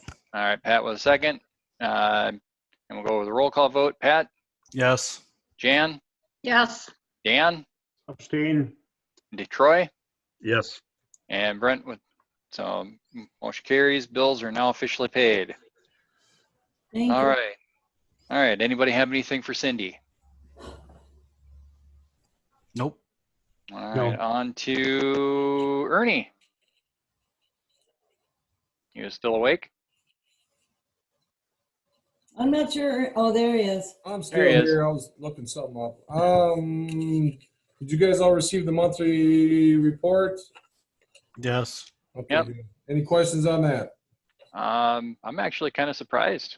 Went down a little bit. I went down a little bit. I would have expected that had gone up a little bit. You know, we had a couple warm days in there, and we actually pretty busy. And then it's actually been fairly chilly. and people been doing pretty good with the social distancing, and yeah, so far so good. That's a good thing, I guess. No, it's a pleasant surprise. See, Hey, Ernie, yes. question for you. For some of these, I don't know that COVID-19 ticket, or I assume you haven't given any of those out yet, No. or have you? No. And I guess I'm not going to ask the second question, so we'll leave it at that. Yeah, if you want to give me a call afterwards, let me know. Very hard to hear you, Ernie. Can you hear me now? Can you hear me okay? Yep. Yeah, we can hear you okay. Okay. I know I got to talk loud on this mic, so. Second thing was, everybody got the Stearns County report and the contract from the Stearns County attorney? Yep. All good with that? Okay, no questions on that? The new squad, you guys knew it was in, but the old squad just went down today for the transfer of the old equipment because I'm trying to reuse as much as I can of my equipment. Obviously for cost reasons and the way things are right now, it's probably a good idea. So we're hoping a week from Friday, the new squad will be on the road if everything goes properly. Excellent. So that's what we're hoping. So right now we're using a county. The sheriff was nice enough to allow us to use one of his unmarked squads, which brings me to my next question is I will need a motion from the city council to do special marking on this unmarked squad so we're able to use this car to stop vehicles or traffic patrol. If we don't put some type of decal on it by state law, we cannot use this vehicle for other than responding to calls, and that's about it. So what I want the motion to say is whoever makes it that Eden Valley Police Department can put a special marked vehicle on the road. It'll be on the right door, and I'll do the specs, and I'll go through one of the sign companies quick. I talked to Dittman's today already. He said it'd be about $35 to do a door placard that just sticks on there. But that's what's going to make it legal, because in the state of Minnesota, if you don't have a marked squad car, you cannot use it for traffic unless the council approves that or the commissioner approves it. So being that we're a city, the council can approve me to do that. Does everybody follow? Yeah, I think so. So right now it's not marked. It's slick. It's everything. But the problem is you can't do traffic stops because obviously with the things going on in the world, if you try to stop somebody with an unmarked car, they're probably not going to be real excited about stopping for you. So. That's actually something I did not know. Yeah, it's actually the statute number is 169.98 if you want to look it up. So we need a motion to approve that. Yep. This is Dan. I make a motion that we have Ernie mark that car for now so we can use that for traffic and everything. All right. Before the second on that, I assume that Sheriff Cruz is okay with this decaling of one of their squad cars temporarily. It's going to be a magnet. So. Oh, it's going to be a magnet. Okay. Yeah, all right. That's why I talked to Dittman's today. It's going to be like $35. And I just got to make sure I spec it to the right size. Law says right door, so people can identify it as a squad car. And Okay. he's fine with it. I mean, I wouldn't put some vinyl on his car, but a magnet one's coming back off. So Okay. Just wanted to make sure. All right. Anybody for a second? I'll second. Troy. Troy with a second. All right. Roll call. Pat? Yes. Jan? Yes. Dan? Yes. Troy? Yes. And Brent with a yes. Motion carries. You're good to go, Chief. all right, thank you. And that's all I have. If anybody's got questions, everybody's got my number. Give me a call. Other than that, things are going pretty well. That's all I got. Be safe, and if you got anything, give me a jingle. All right. Anything for me? Anything else? Anybody got anything for Ernie? Have you Nope. started sending out letters for cleanup around houses and that? I have my list started. I talked to 2 people already personally. I'm waiting for the trailer park they sent their list out. I'm just waiting to get their list back from the manager. And we do have a list started. So if you have anybody that, if you want to send me an address or something, just kick me a call or a text and I'll make sure it's on the list. But yes, we've started a list. Hopefully in the next, I'm guessing week to 10 days, we'll have the letters out. So. The only thing in that trailer park on the east side, toward our lagoons there, you know, they tore apart those trailers and all that garbage blew into that wildlife area. And I know that's Sean's property. Is there any way you can explain to Sean that needs to get cleaned up? It's really an eyesore, and it's really a shame that all that went in there. Yeah, it'd be nice to talk to all the people on the east border there and have them go do it, but chance of that happening. Yeah, I can call Sean. I'll make a note, Jan. I'll just let him know east property line's got a lot of garbage that's blew into the trees, and so I'll tell him somebody needs to get in there and clean that up. So yes, I will call Sean. Thank you. All right. Anything else? Nope. Okay, All sounds right, good. Thank good. you. All right. Thanks, Ernie. You bet. All right. On to Zach, Public Works. Yeah, can you hear me okay? You sure can. Perfect. I got a couple things for you tonight. The first thing I got kind of goes back to Kent's with the 2021 project proposed. It's a GIS system, which basically puts our water, sewer, storm sewer off of paper maps onto a GIS system. So it makes it so we can locate every curb stand, every valve box, every hydrant, everything that's below the ground. We can see it on a computer map, basically. So with the 2021 project, if that goes up going forward, they'll be able to take shots and GPS locate all of that. So in the future, if we ever had to dig it up, we would know exactly where everything was.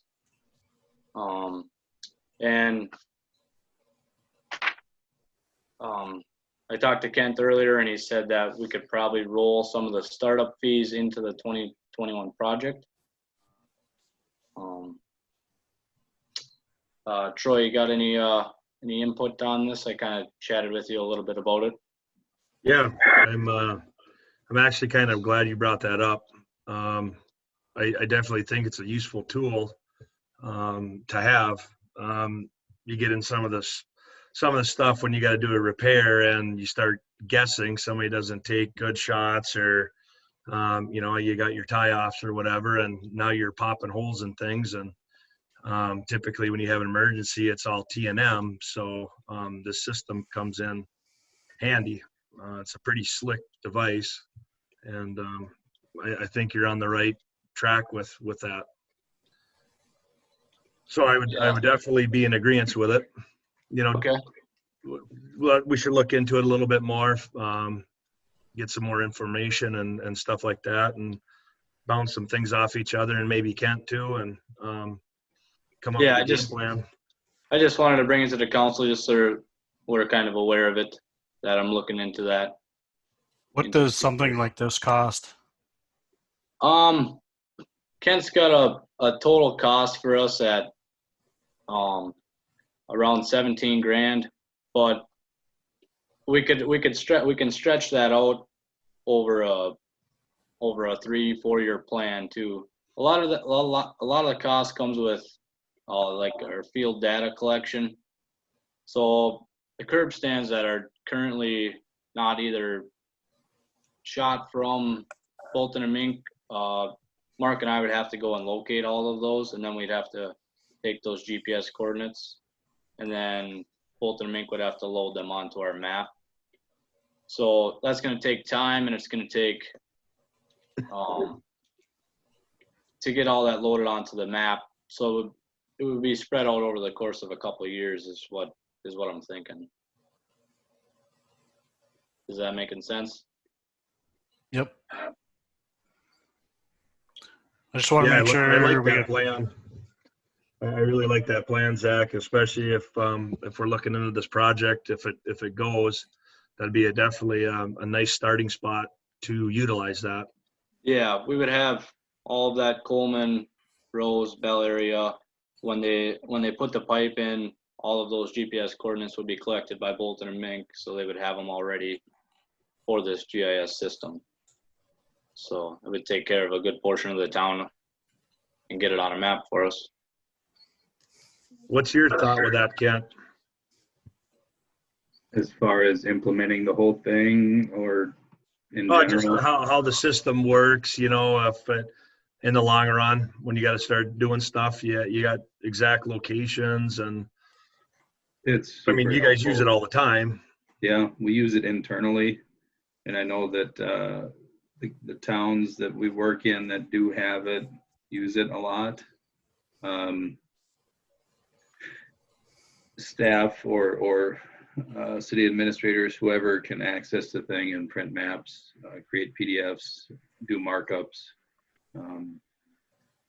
All of that stuff can be done at a city staff level without even involving us once it's in there.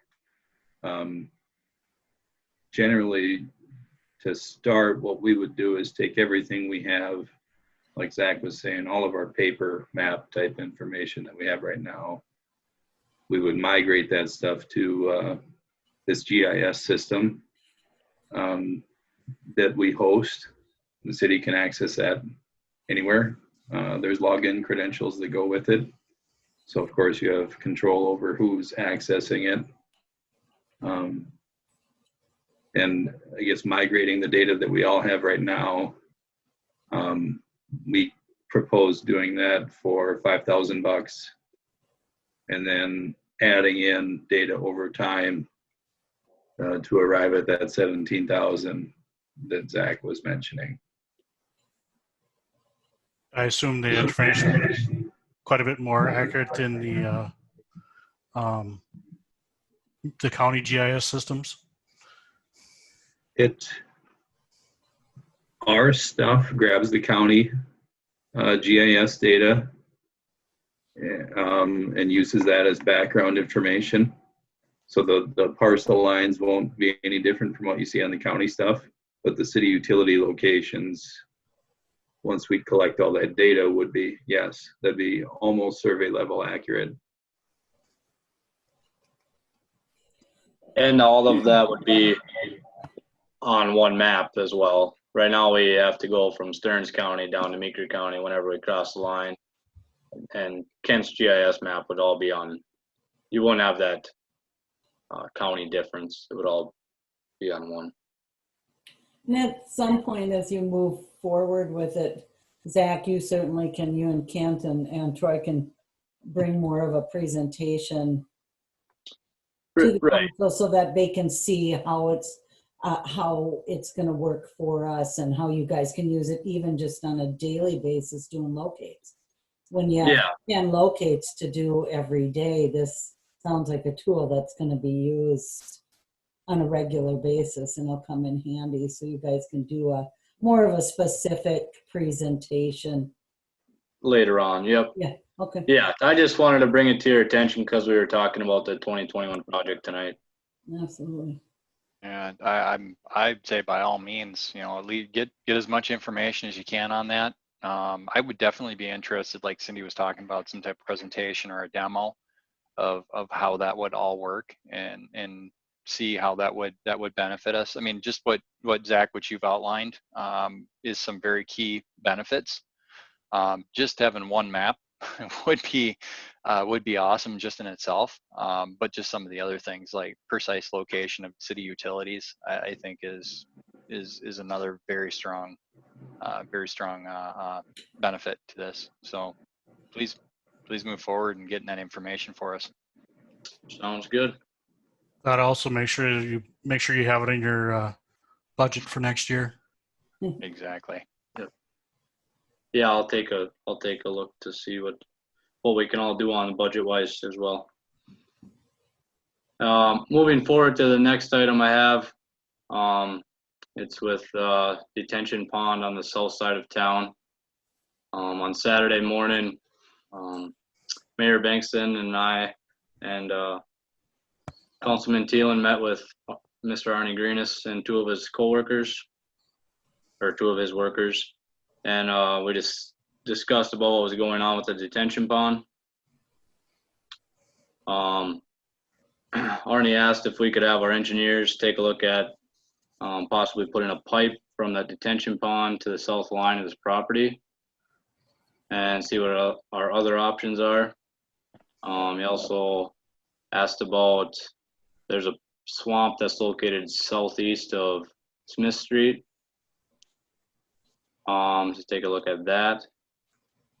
Then he talked about from the end of Smith Street to the field edge, which is approximately 150 feet of gravel being hauled in there, so he can access that with his large trucks to keep the mud off the street.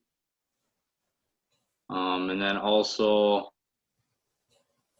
removing the barricade that's on Douglas Drive, so he can access his field from there to check on his crops with his pickup. And there's also a beaver that was on the east side of the property that was damming the creek. He asked us to take a look at that.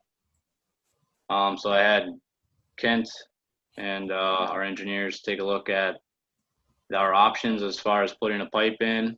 And so option A, for the pipe going across to the south, if they put that in, there would be less than 2 feet of soil over the pipe.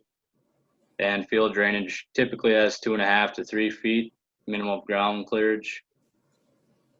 So in a large rain event that exceeds the pipe's capacity, that would spill over and flow south to the ditch that could eventually erode the soil and expose the pipe. But that option does not seem feasible due to the pipe depth. So a better option would be option B, and that'd be to construct 2 field road culverts, one on the north and one on the south end of the property, with enough soil over the pipe to allow his equipment to travel from the east to the west over that spillway. So seems how the engineer has reported to the city that option A is not feasible. I would recommend that we go with option B, and we'd share the cost with the property owner to install the culverts in that spillway. So that he can travel. He has access to that east side of his farming location there.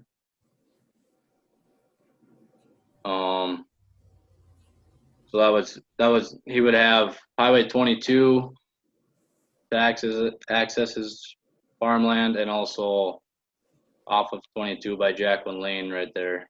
He could access it from there. As far as the roadblock on the end of Douglas, that's totally up to you guys. I'll leave that to the city council. And then the swamp in the southeast of Smith Street, none of our city's stormwater goes there. So I don't really feel like that's an issue that needs to be addressed by the city. For the beaver located on the east side, I just want your guys' blessing to go ahead and have the DNR come in and take a look at that, take care of the beaver. And with the gravel on the end of Smith Street, I feel like if we would go ahead and put in those culverts, that gravel would not be needed, because he'd have 2 access points on the west side of his property on 22 and Jacqueline Lane. And all of that is in for a trade of an easement to that detention pond.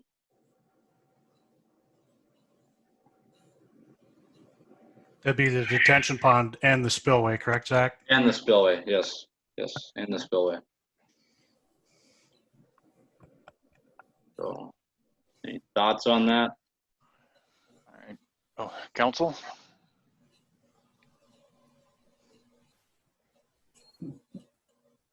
I think regardless, the beaver needs to go away, regardless if it's working with Mr. Greenus or not.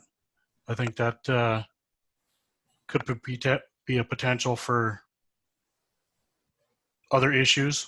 So I think regardless, that needs to go away. Okay. That's my opinion anyway. This is Dan. Do we know who has to maintain the ditch on the south side right at the edge of our city property and on the east side? That ditch is like possibly in need of cleaning out. Is that part of the watershed need to be involved in that? I think we gotta have some answers on who needs to be involved to maintain that ditch in the now or in the future. I spoke with Meeker County, and they told me it was Sauk River Watershed District, and then I've been on the phone a number of times with Scott Henderson, who's the administrator of the Sauk River Watershed District. Absolutely, it's not theirs. And as far as he could find, it's a private one, and the south side runs, from looking at the mapping, runs on Arnie Greenis's, but the east side is on the other farmer. It appears to be on Hague farmland. But according to the Sauk River Watershed District, they don't have anything to do with it, and that would be a private, it's a private ditch. It's a private ditch, yeah.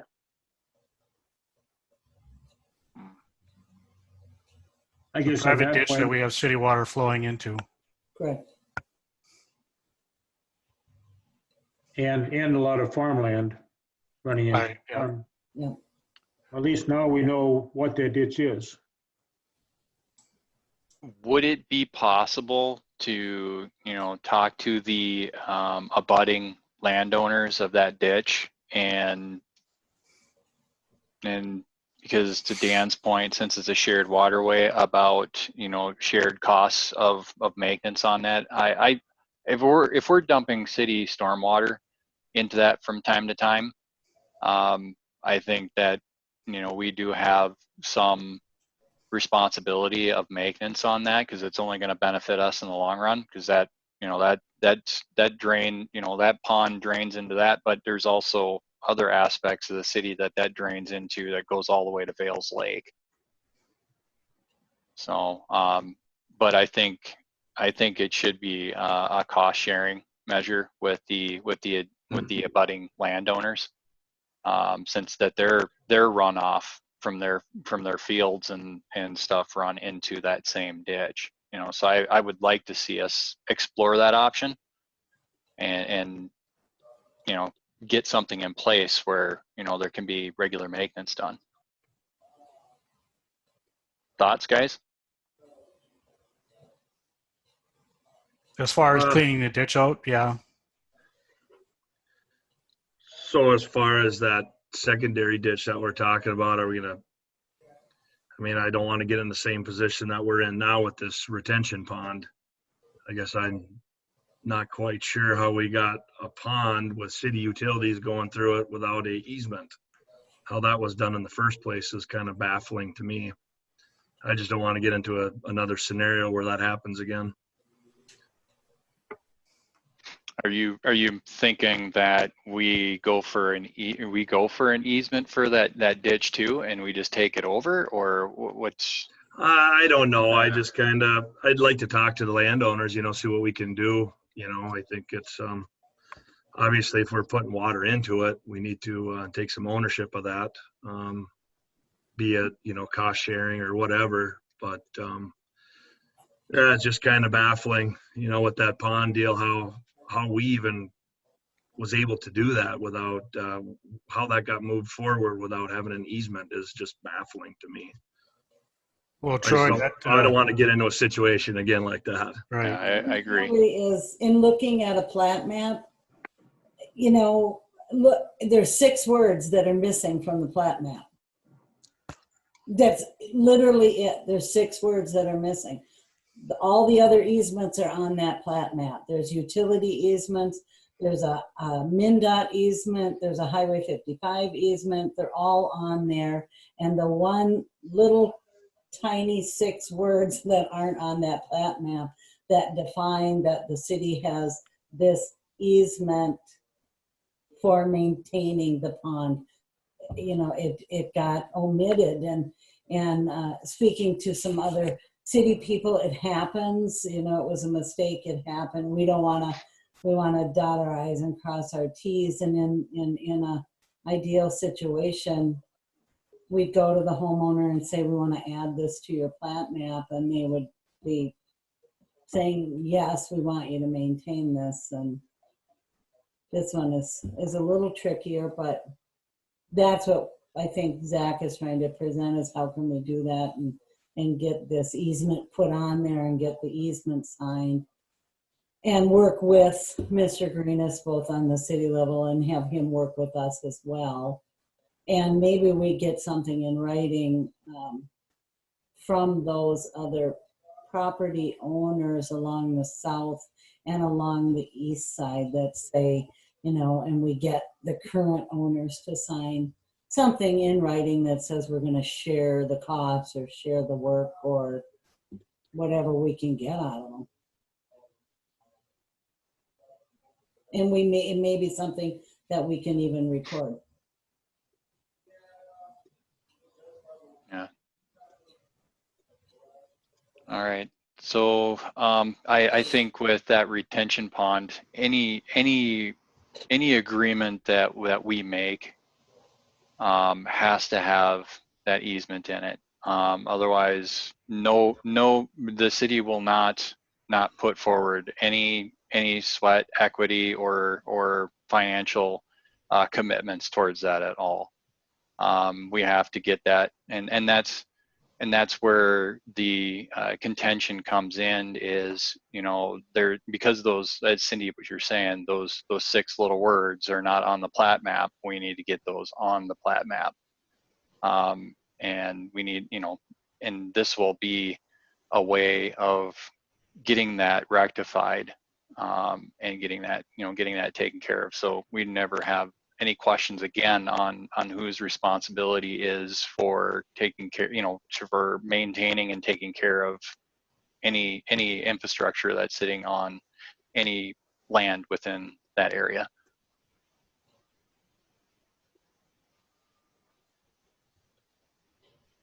And Zach, you had a sort of a recommendation earlier today when you and I met that you could present this forward to him, either you and a council member, you and I, we could present this to his team, Mr. Greenis and his team on this is what we can do as part of this easement agreement. Right, but okay. If they say no to that, what's going to be our action after that is what I also need to know. So going forward, we can get this resolved. I did speak with the attorney, if you want to know that portion of it, the other option, I guess. I think in all fairness of being able to know what all the city's options are, I think, you know, what conversations that have been had with the attorney would be warranted. When I spoke to him about the easement. I mean, our ultimate goal is to get the easement in place. And so I asked him if the landowner is working with us and signs the easement, it's a good deal.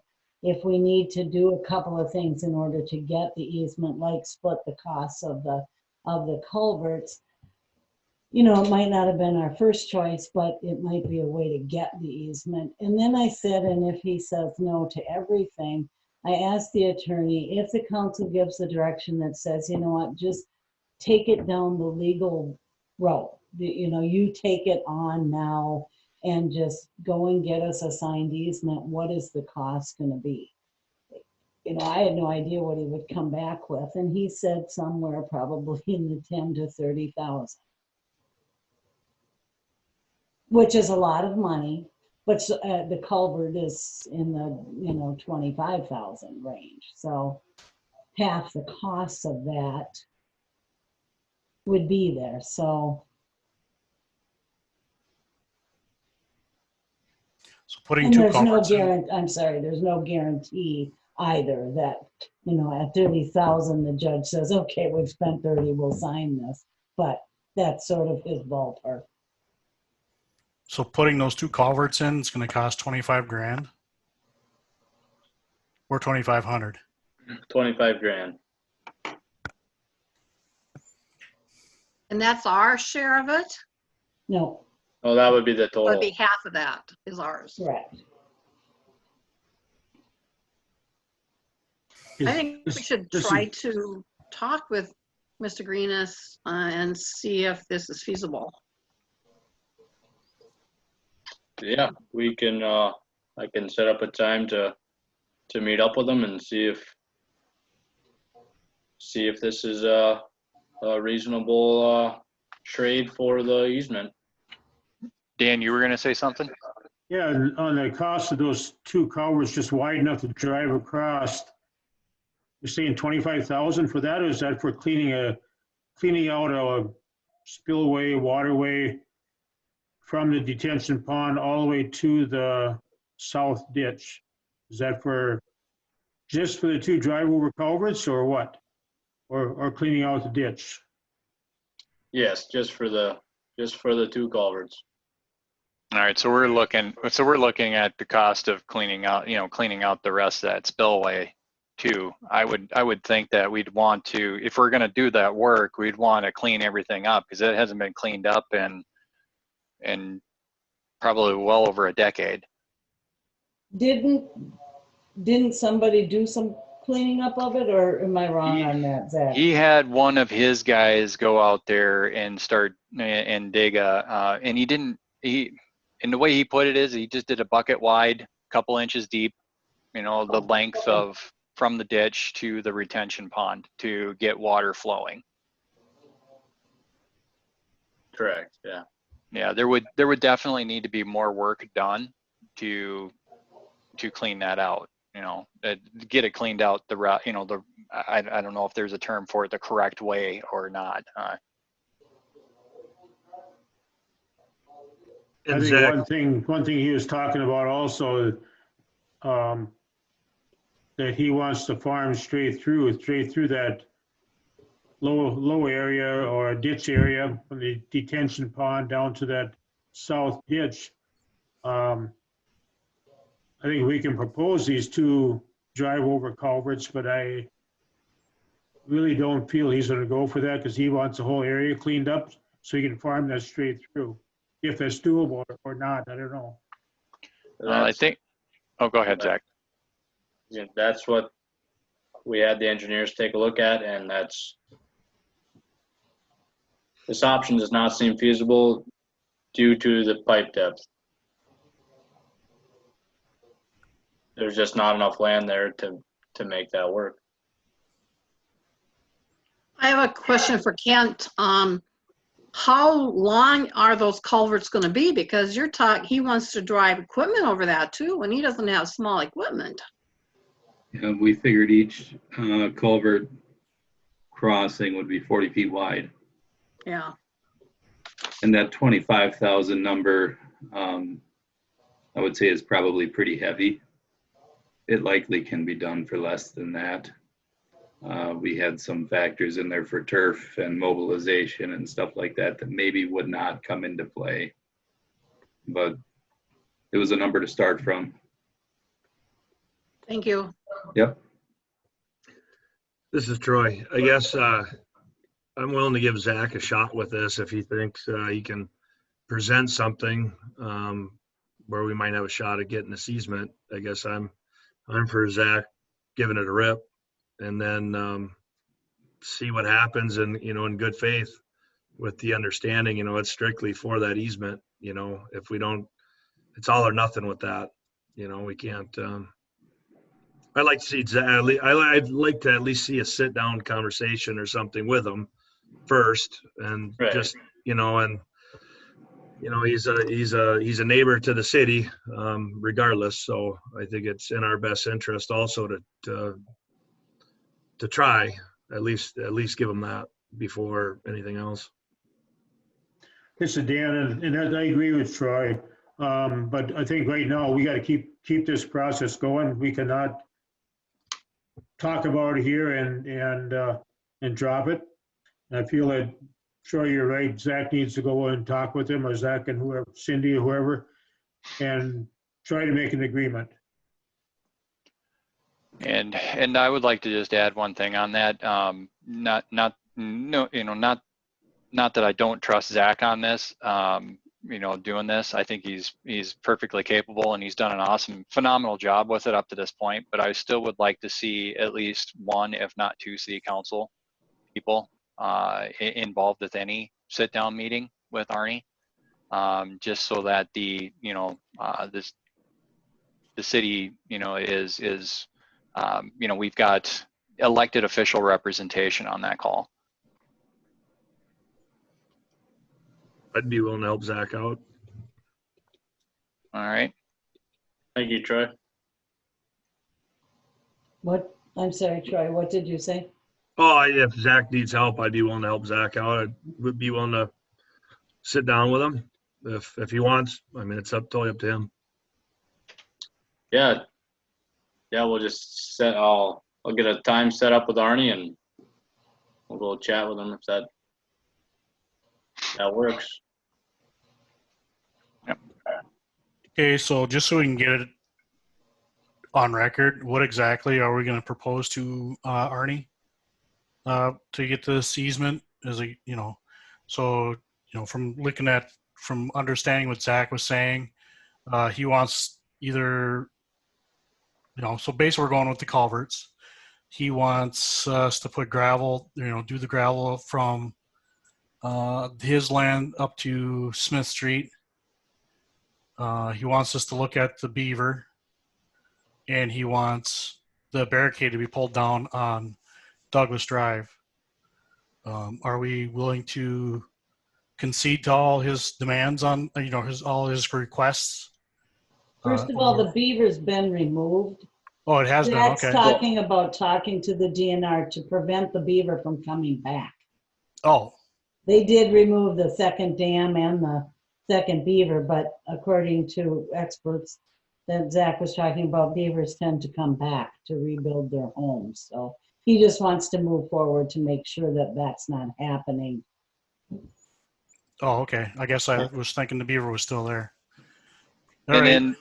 then go back, Zach, you mentioned something that if he did agree to the culverts, we wouldn't need to do the gravel to the end of Smith Street. Did I understand that correctly or not? Well, that's, I guess, from looking at it, from my perspective is if we get them culverts in, he could access that eastern side of his field by crossing those two culverts.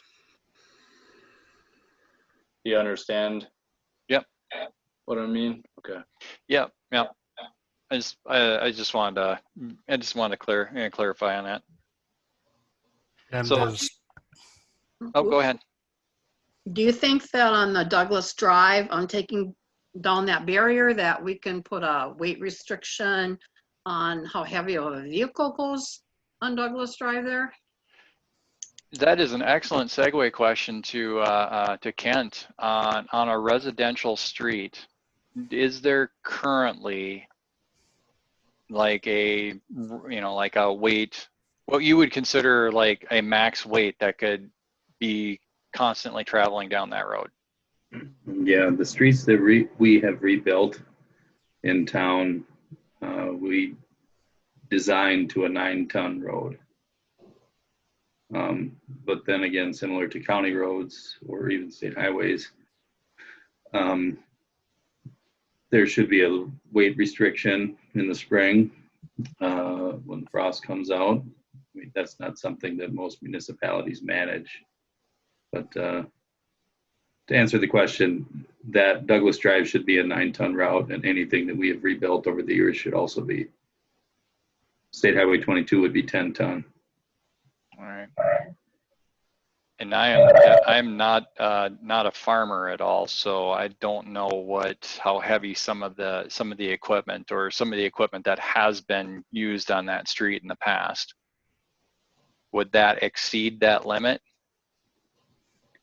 That's a question for anybody, council. A little bit. Yeah. Okay. All depends on what's in the trailers and wagons and how heavy it is. Okay. Kent's laughing. He knows. A little bit. I'd have to look it up, but I think there's some exceptions for farmers too on that. Don't forget. I think we talked about that once already, Ernie, actually, and I think that's where the discrepancy came in, is he was kind of exempt to that, actually. Did we talk about the League of Minnesota Cities? We had talked to them or something, and there was something regarding that? When we first put that barricade up, I talked to the League of Minnesota Cities, and this is where they directed me to, is that as long as the city has adopted the Minnesota state statute allowing a local municipality to regulate their city streets, we can dictate what type of traffic is going to be allowed in those streets. Kind of like in the city, like in the metropolitan area, they put up barricades and blockades on that to keep people from, trying to drive around heavier congested areas to, through residential areas. Similar concept here. We can regulate the traffic flow on our city streets. We can't regulate the traffic flow on county or state highways. That we have, we have little control. We have actually no control over. But like a residential street or a commercial street inside city limits, we can regulate that traffic. Now, I remember that resolution that we passed regarding that, actually, after you said that. Yeah. Now the one thing on that, now this is twofold, is that there is also something in there that we learned from the Dollar General project, is that if we regulate the traffic, and let's say we're going to prevent traffic from accessing a certain part of the land, we cannot do that unless there is other means and methods for that person to access their property. And in this case, before the blockade was put up on Douglas Drive, they had two entrances from our industrial park, and two entrances one from Highway 22 and one off of Jacqueline Lane coming off 22.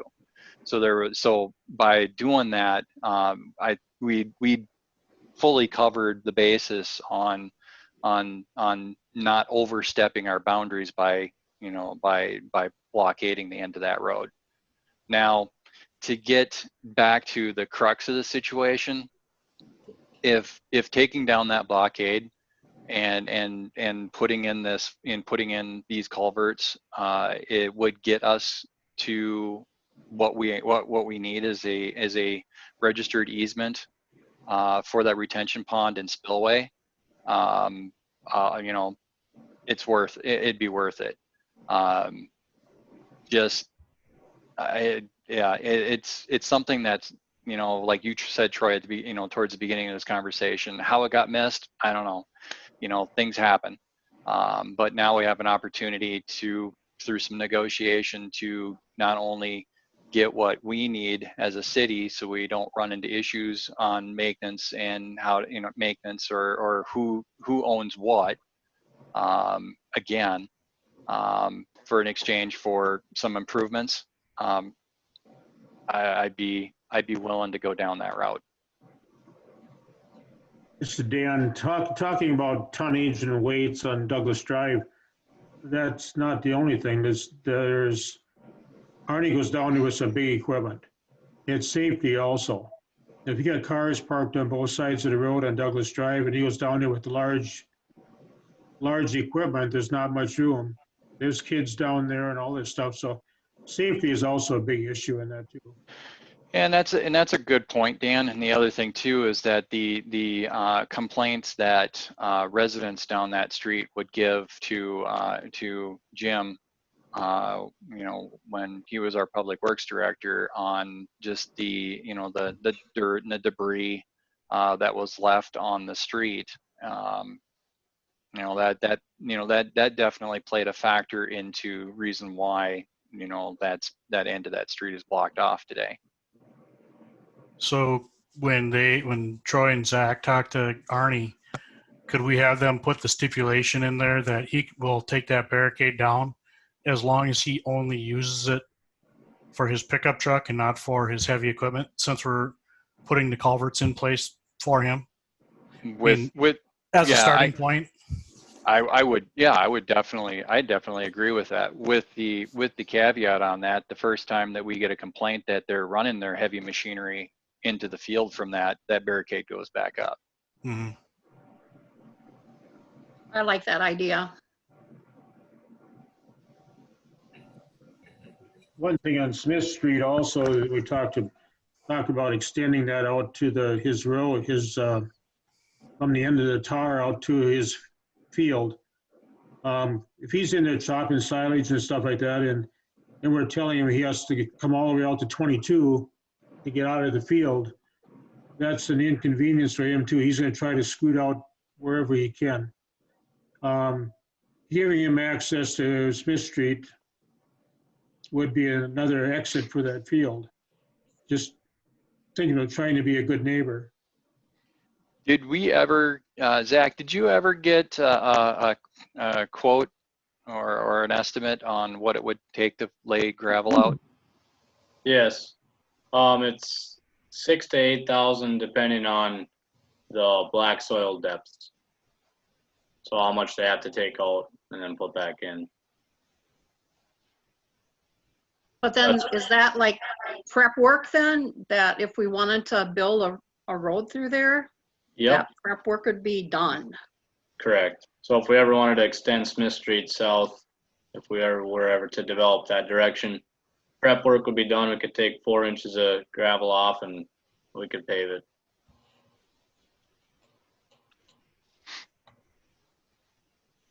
So yeah, I'm gonna leave that up to you guys if you want to include that in on the deal and give him another access on Smith, then he can for surely stay off of Douglas. If you Kinda guys so decide to remove the barricade. I kind of like the idea of extending Smith Street, because at that point, it wouldn't give him any excuse not to use Smith Street rather than Douglas for his big equipment. If we don't do something with Smith Street and we unbarricade Douglas, he could very well just use Douglas saying, well, you didn't give me Smith Street, so I gotta go out this way. Correct.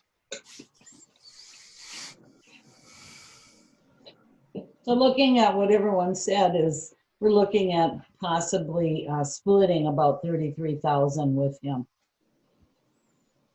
for this project. And so really that's what Zach and Troy are gonna need to know, is that you're okay moving forward with that. Are we looking at splitting the entire thing or just the culverts?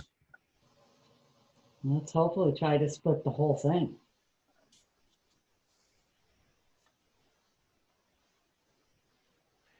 Cindy, just did you ever go back and look at previous meetings back Yes. last year?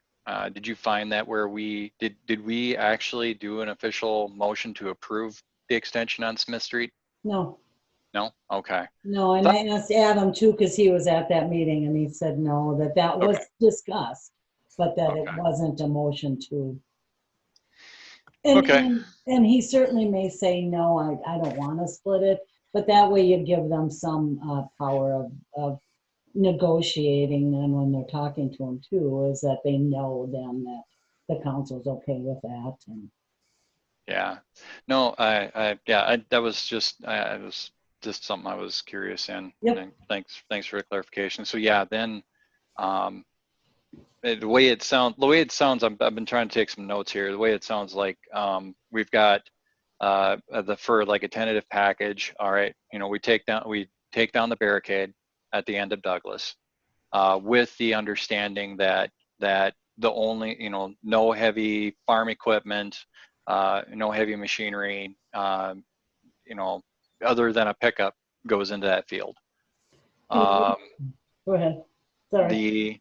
The extension of Smith Street, and then 2 40-foot culverts, one at the north end at the retention pond, another one at the south end that goes into the ditch to the south, in exchange for a easement for the retention pond and the spillway that's attached to it. Is my math adding up here? Yeah, adds up with mine, yeah. Yep, I think that's about right. Okay. So then for cost sharing on that, just from what I was capturing here for notes, is that Cindy, you said something about 33 grand. Correct. So cost share that, split that 50-50. You know, we're looking at $16,500 split, or $16,500 for the city. And that includes the gravel for that Smith Street? I believe, yeah, correct. And Are then we gonna address the area between the two culverts then? That we're putting in, is kind of cleaning out that ditch or spillway? Then that becomes ours. If he signs the easement, we're responsible for maintaining that. Okay. yeah, and That's part of the easement. That's what it says in there. And I'll be, I'm going to be a little blunt here. I think we've, you know, I think that's going to be it's going to be our responsibility anyway. It should have been our responsibility from day one to clean and maintain that. But for whatever reason, you know, again, you know, we're not going to throw blame on who dropped the ball where and what as far as the easement on. I would be, I get where you're going, Dan. It would be nice to get cost sharing on cleaning, you know, finishing the cleanup on that. But I'm wondering if that's going to end up being a bridge too far. I don't think there's I'm not ever at a been a point where, question. I'm not at a point where we need to cost share that, just so we know we have a plan on what's the game plan going forward on that area.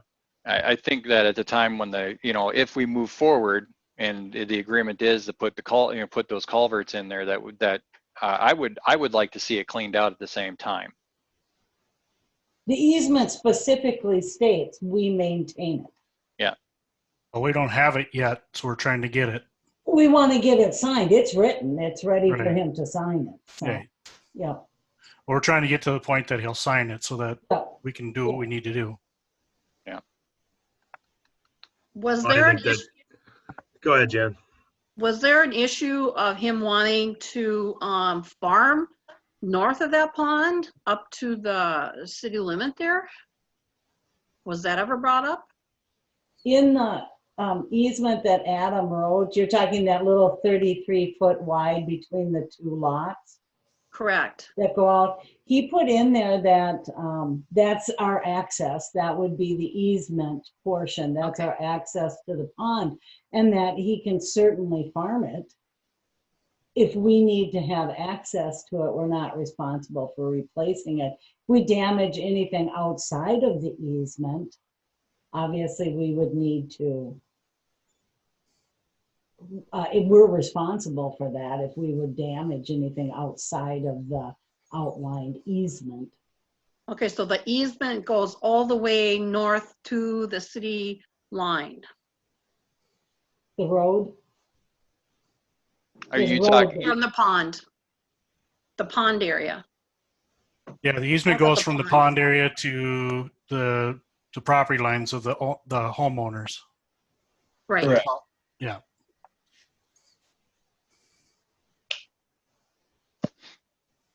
So he can still farm that as long as we can go across it if we need to get across. Correct. Right. And He's that got would, corn on there, and if he needs to chop some corn out of there, that's okay. So we could get in there. right. Okay.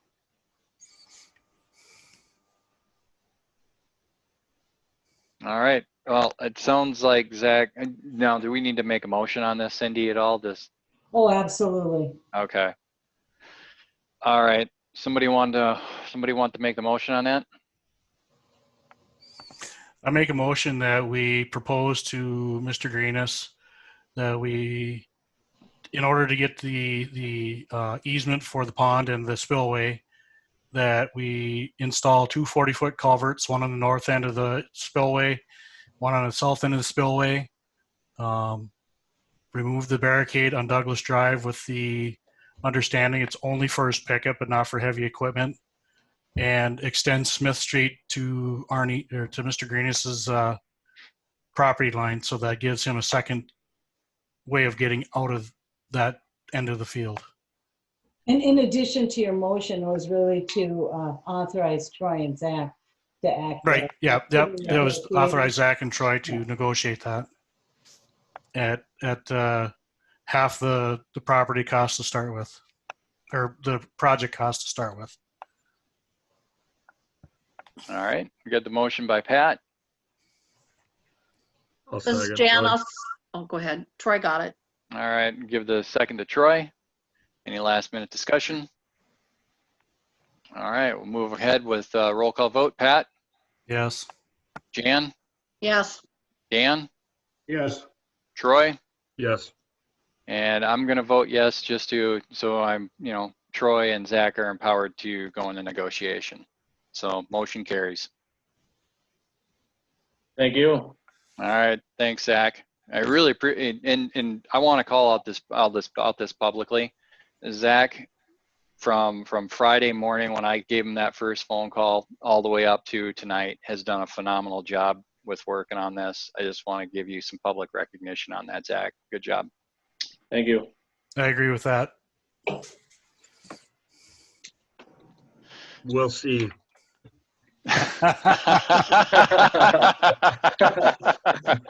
Don't let me down, Zach. All right, anyway. All right, let's see. Anything else, Zach? Yeah, we're gonna put up flags and banners tomorrow, so excellent. The town's got some little spunk to it for Mother's Day on Sunday. All right. Got anything for Zach? No, I don't. All right. Thank you, Zach. Thank All you. right. And then a couple things of note before we wrap up the meeting here. For everybody out there, if you have not completed your census yet, please take the time to do so. There is still time to do that. You can do it online. Probably have gotten mailings on it. If you do it online, then you won't have somebody coming knocking on your door later on. So keep in mind, census, it's something that we do every 10 years. Benefits of that census is that gets us an accurate count to how many people that reside in the city of Eden Valley, and that helps drive things like federal funds, state funds, stuff like that for different programs that we utilize as a city.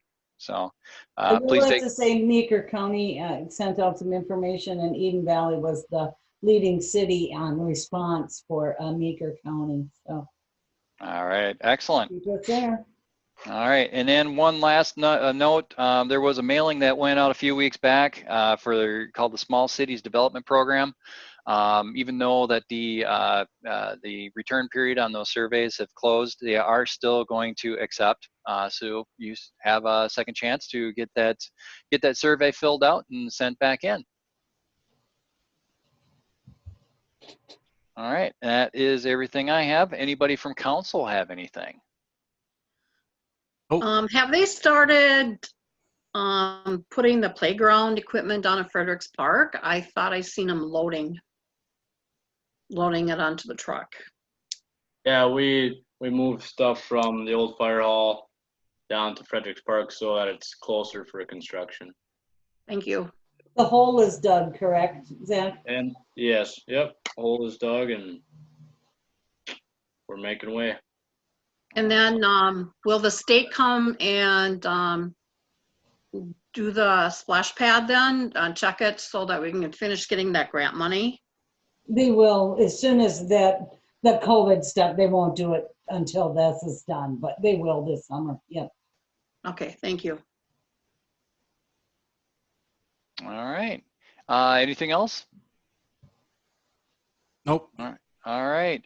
Then for upcoming meetings, I'm going to refrain from having a workshop meeting for this month unless something does come up where we need to meet. But next council meeting will be on June 3rd. Hopefully by then, I'm going to cross my fingers, and hopefully that'll be our first meeting where we're actually all back together again. Maybe with mask on. Maybe with masks. That ought to be interesting. I won't be able to read everybody's facial expressions. All right. All right, with that being, if that being said, I'll go ahead and ask for a motion to adjourn. Motion to adjourn. All right, Pat with a motion to adjourn. Second. I'll second. Troy with the second. And then roll call vote for closing out. Pat? Yes. Jan? Yes. Dan? Yep. Troy? Yes. Brent with a yes. Motion carries. Meeting is officially closed.